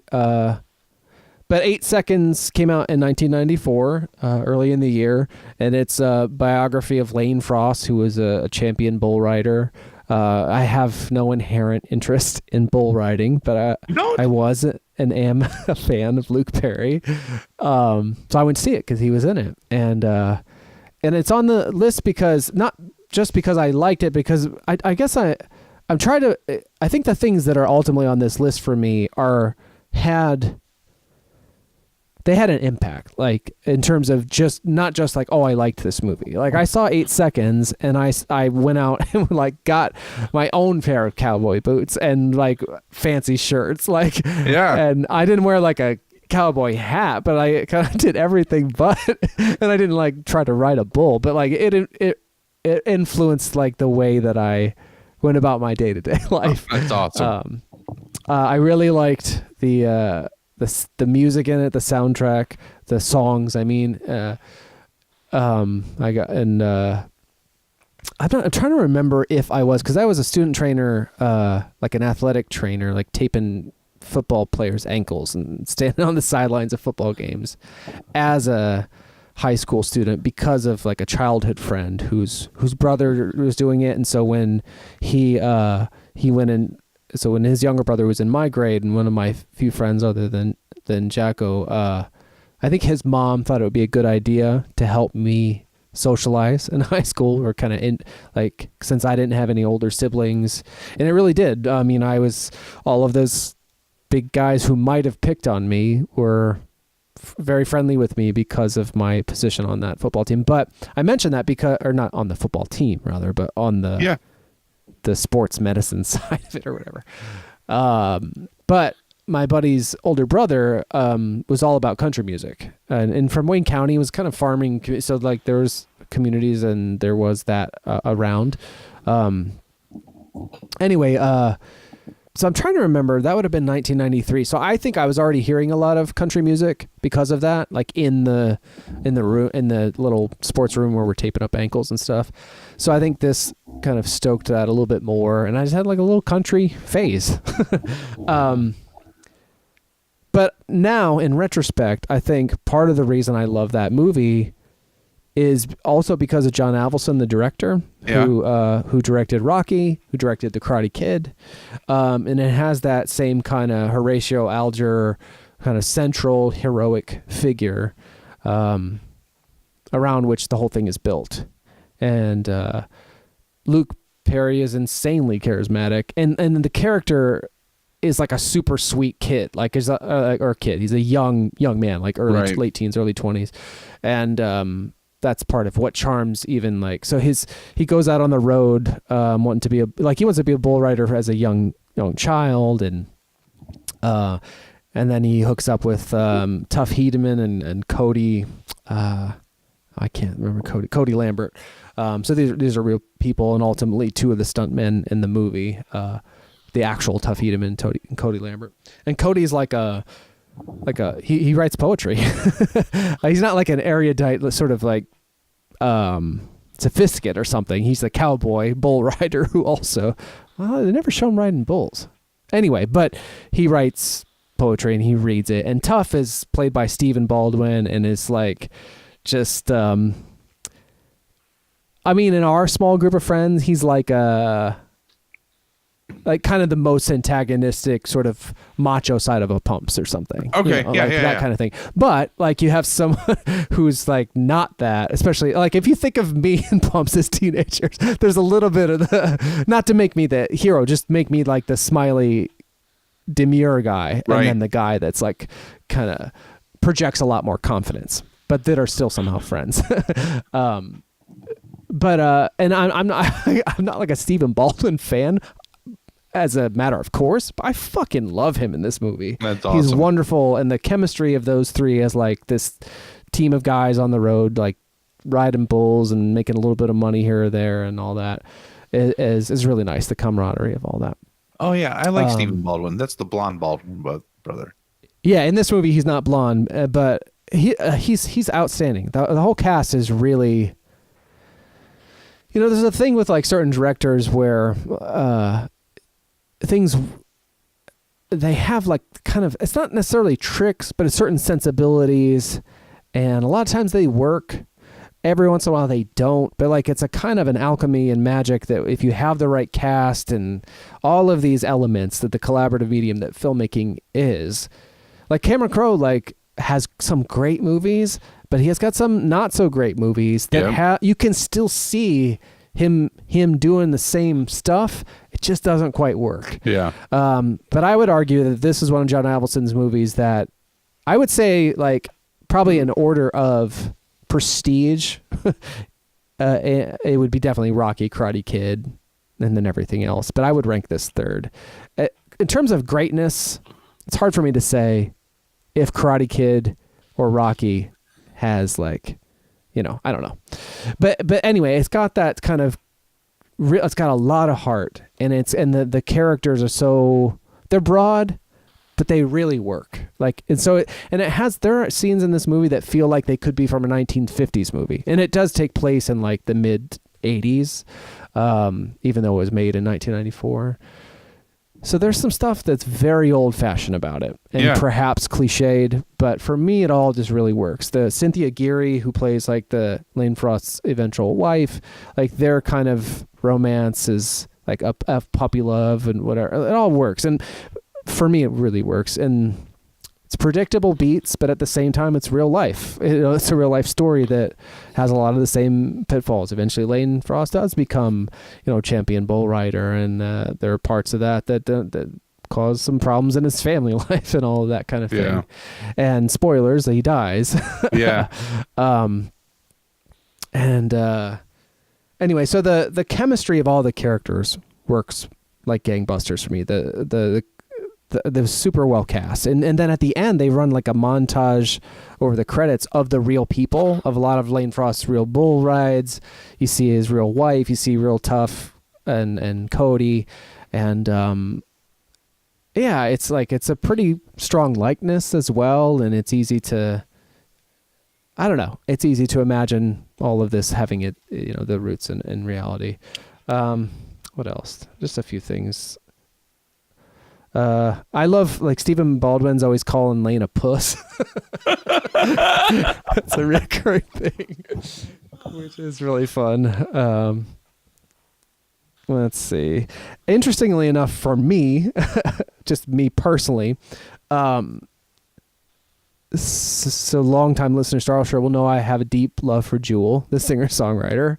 Yeah. For quite a few years, Jewel was married to Ty Murray, who is a bull riding champion. And on her third album, which might be all around like my favorite of hers, called This Way, there's a song, which actually the name is escaping me, but that she co-wrote with Cody Lambert. Oh wow! Because so in the 1994 film 8 Seconds, the stunts are performed by the bull riding and stuff is performed by Cody Lambert, the real Cody Lambert, the real Tough Hedeman. Maybe one person whose name is escaping me, and Ty Murray, who would eventually go on to marry Jewel. That's awesome. So, and you see Luke Perry on you can tell he's on the bull a few times, which is kind of fun. You got Moto's buddy Vince Gill playing lead guitar, like fronting his band in the wedding scene. What else? There's a wedding dance off. I mean, there's some cheesy stuff. That's pretty much it. This is the second of the two movies we've done in this 25th anniversary to feature a young Renee Zellweger as just like a one-night stand. Yeah. Oh, she's a one-night stand in that? Yeah. Yeah, in Reality Bites, in the early scenes, you see Ethan Hawke like kiss her goodbye in a montage, and she gives him her number, which he promptly throws in the gutter. Yeah, and in this, she's the person to like lure Lane Frost away on the road from his marital fidelity. It's also the second of these two movies to be produced that we've discussed to be produced by Michael Schamberg, the producer of Reality Bites and also things like I just threw them in my book, The Big Chill and stuff. But I think it's the second Jersey Films that you'd see at the head of other 1994 films that we'll discuss, like fucking Pulp Fiction, but also Reality Bites. Fucking A. Anyway, I think that's. I think that's the general things like that I really like about it. Yeah, it's a very traditionally structured and paced Hollywood movie with predictable beats, but it really works. There's a scene at the end where it's after Lane Frost. So Lane Frost he died of complications from being like mauled by a bull after. And then actually, when you see the real life clips of all the shit he did survive, it's kind of insane. But so it happened in real life, though his wife wasn't actually. His wife wasn't present when he was killed. But anyway, there's this. They do a tribute to him, and and Tuff Hedeman is like up for the world championship, and he not only does he win it, but before he does the ride, he dedicates it to Lane Frost. And then, so 8 seconds is like, that's how long you can, if you stay on the bull for 8 seconds, then you get a score, like how well you did. But if you didn't stay on 8 seconds, then you don't. But anyway, so he stays on, but he keeps riding another 8 seconds in honor of Lane. Oh God, it kills me. The way that they execute it, which I think he did, he did for real, but it's really well. I mean, it's the payoff like of all this stuff, and if you got this like hardened guy. But like he says things of, it's, I don't know, it's a lot of like tropes, but they come really well. Like they come across really well. Like Lane Frost's dad is always criticizing him. And then there's this moment like at the end, and that's a big cross for him to bear. And it's really hard for him. And then there's a scene with the dad who you would know to see. I don't know the actor's name. But he's like, I know I told him I was proud of him. I know I told him he did a good job. And he's like cracks and cries, this hardened man that, he's like, I don't know if I ever told him I loved him. Oh, like shit. And I don't know. So it's really... James Rebhorn? Yeah. Yeah, it sounds right. That guy. And the mom's really great, too. Everybody in it is really stellar. It's really simple and straightforward, but just, I don't know, really touching and nice. So if ever you think like, I wonder... I highly recommend it. Yeah, I remember this movie when it came out was in my periphery. Like I felt like everybody was watching it. I was 13 or 13 going on 14 if this came out earlier in the year. Yeah. And bull riding I had zero interest in bull riding. You know what I mean? Like, yeah. I mean, and that's, it's kind of shitty in a sense that I would watch fucking anything, but I was like, yeah, I'm not watching that movie. With the guy from 90210 and it's about bull riding, no interest whatsoever. And, but I remember that being on my periphery and everybody who was watching it was talking about it. So I need to give it a fair shake for sure. If you ever get the itch, it is, I just described it, but it's not, I don't know. It's tough. We got the bride's cousin, will kind of get it in his head that he wants to watch some movie that he's always heard of. And then he does Top Gun was one of them. And that's, that's where the, you don't talk shit about Top Gun comes from. Yeah. Like I just want to ask him one of these days, I'm like, when has one of these, based on how he sees them and doesn't like them, I'm like, when has one of them ever worked out for you? Why do you even do this? Right. You never like them, Yeah. So if it's a barrier to you that it's going, or to anyone listening, that it's going to feel a little dated, then approach it with that in mind and proceed accordingly. But yeah. So because that did occur to me at times, but I don't care. I think it's really, it's just like Karate Kid or Rocky in the sense it's got a lot of heart. You got an underdog to root for, and the whole thing's kind of built around that. And Jesus, if those movies don't feel dated when you watch them, I don't know what does. So yeah, it's been ages since I've seen Rocky. And there's definitely parts of Karate Kid that I don't know. Karate Kid is a little bit more naturalistic for me, I think. Surprisingly so. Yeah. Given how carefully it was rehearsed and shot on video and all that.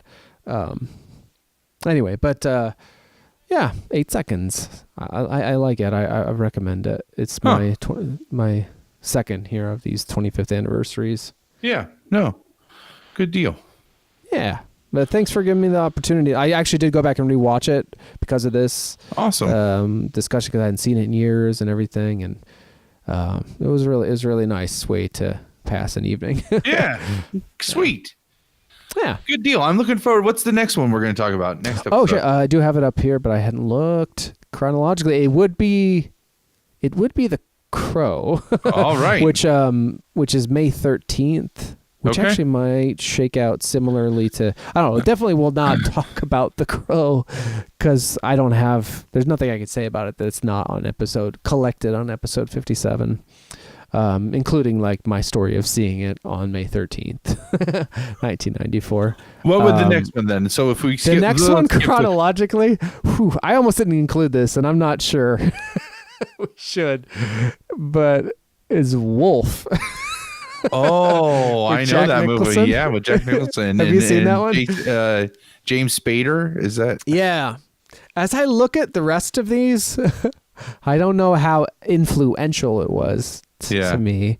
But it's a tie to the 50s Universal Monsters. Like that's. It's not really, but I think it was what in the resurgence of movies that they were doing with like Bram Stoker's Dracula and Mary Shelley's Frankenstein, and even I think with like they did An Island of Dr. Moreau, which came out in like 96. Which has Mary Riley documentary.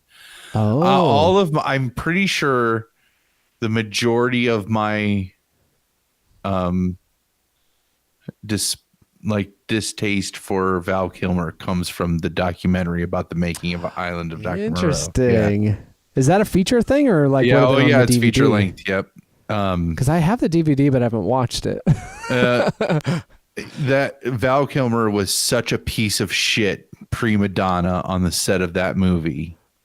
That's easy to imagine. That was an absolute pet project of the director. Like he became a filmmaker to make that movie and worked and scrimped and saved and worked and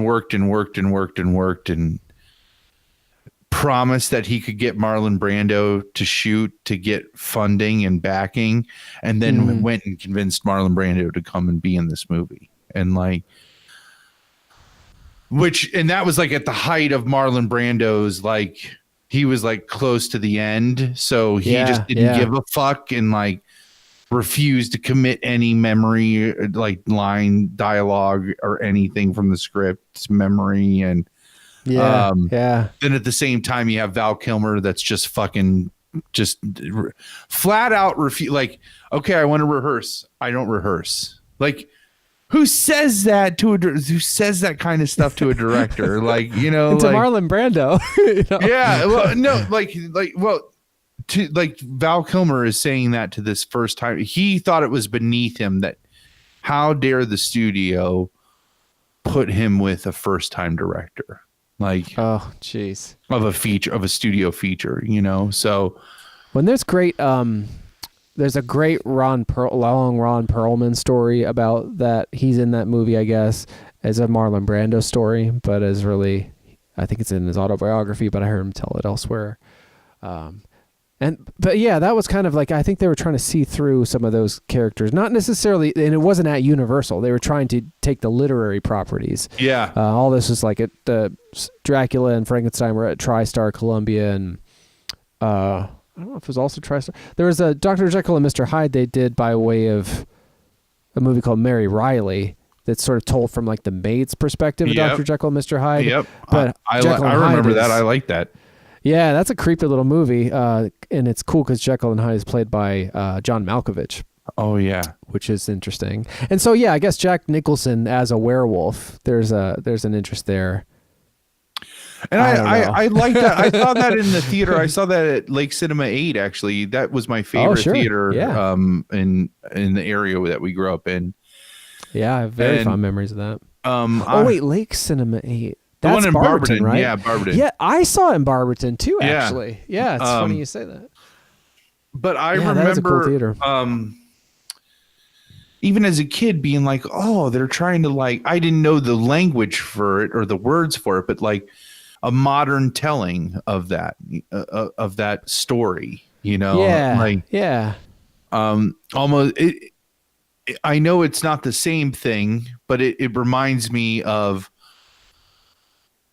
what you talk about you want to do with Frankenstein. Is like tell Frankenstein in the modern era, you know? Oh, And, sure. Yeah, yeah. because if I remember right, there is no like they don't make any illusion that the werewolf mythos exists in Wolf. Like They kind of, yeah. I don't know. Maybe we will do it just because you've seen it, and because next time we'll be talking about those other movies. oh, there's other scary movies. There'd be yeah. less to say about Wolf, perhaps, than some of these other. Like some of these are Okay. pretty heavy hitters, like impactful. Whereas Wolf is kind of like, I guess. Yeah. But so maybe it'll be more of a shorter one. Okay. That we just, I might not rewatch it or anything like that, but we could just talk about what we remember of Sure. it. But yeah, thanks for for this opportunity to think about these. It's been nice. I like the, it's great to be able to think about shit like Star Wars and Wolf. Yeah, and 8 Wolf. seconds, Yeah. for Christ's sakes. All right. Well, I got to get off here because I Yeah. was up and I got to work in the morning. So, Indeed. Well, it's been a very satisfying walk and drink. for me. Absolutely. Thanks for sharing. Absolutely. So I'm glad. completely. Some of that was pretty big stuff. So Yeah, Yeah, I'm just thanks. glad that your hot dog is straw free, man. So, thank you very much. yeah. Me too. all right. Well, let's wrap it up and get the hell out of here. So, if you're listening to this and you're not a subscriber, do us a favor and head over to our YouTube channel, search Long Walk Short Drink, subscribe to our YouTube channel. We're trying to get to our unique URL. I think we're sitting right at 84, 85 subscribers. We kind of plateaued. If you're listening to this on a podcast app and you're not subscribed, subscribe on that podcast app. Or even better, why don't you write us a review on any of those platforms? That would be awesome because that gets the word out there. Even if you want to tell us how shitty we are, so that way we can improve. Head over to audibletrial.com/LWSD to sign up for your free Audible book trial and get your free audiobook. Download Unfuck Yourself. Yeah. As prepare we for that one. get ready for our book club episode on Unfuck Yourself, where we'll have Double D on and Dave and I, and we'll talk about that book. It's a very short book, very approachable, and the Audible version is read by Gary John Bishop, who is a Scotsman, which I've not heard, but it is fantastic. It's a great audiobook, and when you say Scotsman, you actually can understand what he's saying, though. He's not. Yeah. I could see where it's like you're listening to it. It's like, this sounds awesome, but it's not helping me at all. Like, because I don't know anything what he's saying. No, it's not like that. Listen to Pet Cemetery as read by Michael C. Hall Yep. to prepare for next week's episode. Which actually I have some notes on, like some of the Stephen King stuff that I took notes on in that interview was his recollection and stuff was sparked by him listening to that. Like he took the time to listen to the new, and that was part of how he revisited it recently, which I thought was kind of cool because we did that too. I was just thinking of and it popped in my head. You could also download the Steven Weber reading of It, which is fuck yeah, that is a tour de force. That's the most awesome audiobook I think I've heard in terms of this like epic and character performance so far. That and Blood Meridian, but Blood Meridian's different. Yeah, that is different. You gotta. It's more of like a tone piece. I'm excited for you to get to book 4, The Dark Tower, because that's what I consider to be one of the best read audiobook is. And which one is that? Frank Muller or Frank Muller? George? Yeah. Okay. Which I'm listening. I just started App Pupil today. You could get different seasons in which Frank Muller reads App Pupil. Different seasons is the collection, Yeah. which features App Pupil, the body, which is the basis. Stand By Me. Rita Shawshank Hayworth and the Redemption, Shawshank Redemption, which is. and Breathing Method. Does he read Very all cool. 4 of those? Yeah. Oh, okay. Yeah. Okay. Yeah. So I couldn't just started remember if App they brought Pupil, other yeah. narrators in for the other. Like I know he read Rita Hayworth and the Shawshank Redemption and App Pupil. I couldn't remember if he read the other 2. So Yeah. So a lot of good stuff. good stuff. You can always email us at lwsdpod@gmail.com. Follow us at Twitter at lwsdpod. Other than that, I think that's it. You got That's a anything lot. else, buddy? No, sir. No? No, sir. All right. I'm Well, spent. Thanks for listening, Long Walkers. This is Palmer wishing you a happy 2 weeks until we see you again, where we'll be talking about us, and maybe we'll have Ash on for that conversation. I'm going to try to see Pet Sematary between now and then, especially since it only has such a low rating. I definitely want to get in there this weekend to see them, so that way before they get out of the theater. So looking forward to that on next episode. Oh, fuck. Yeah, get On some that- rest. yeah, Help you sleep Jesus. much better On tonight. that one, we will call it a night. So this is Palmer signing off. All right. This is Dave signing off. Cheers, Long Walkers. Take Yep. care, buddy. Talk to you later, buddy. We'll see you next episode.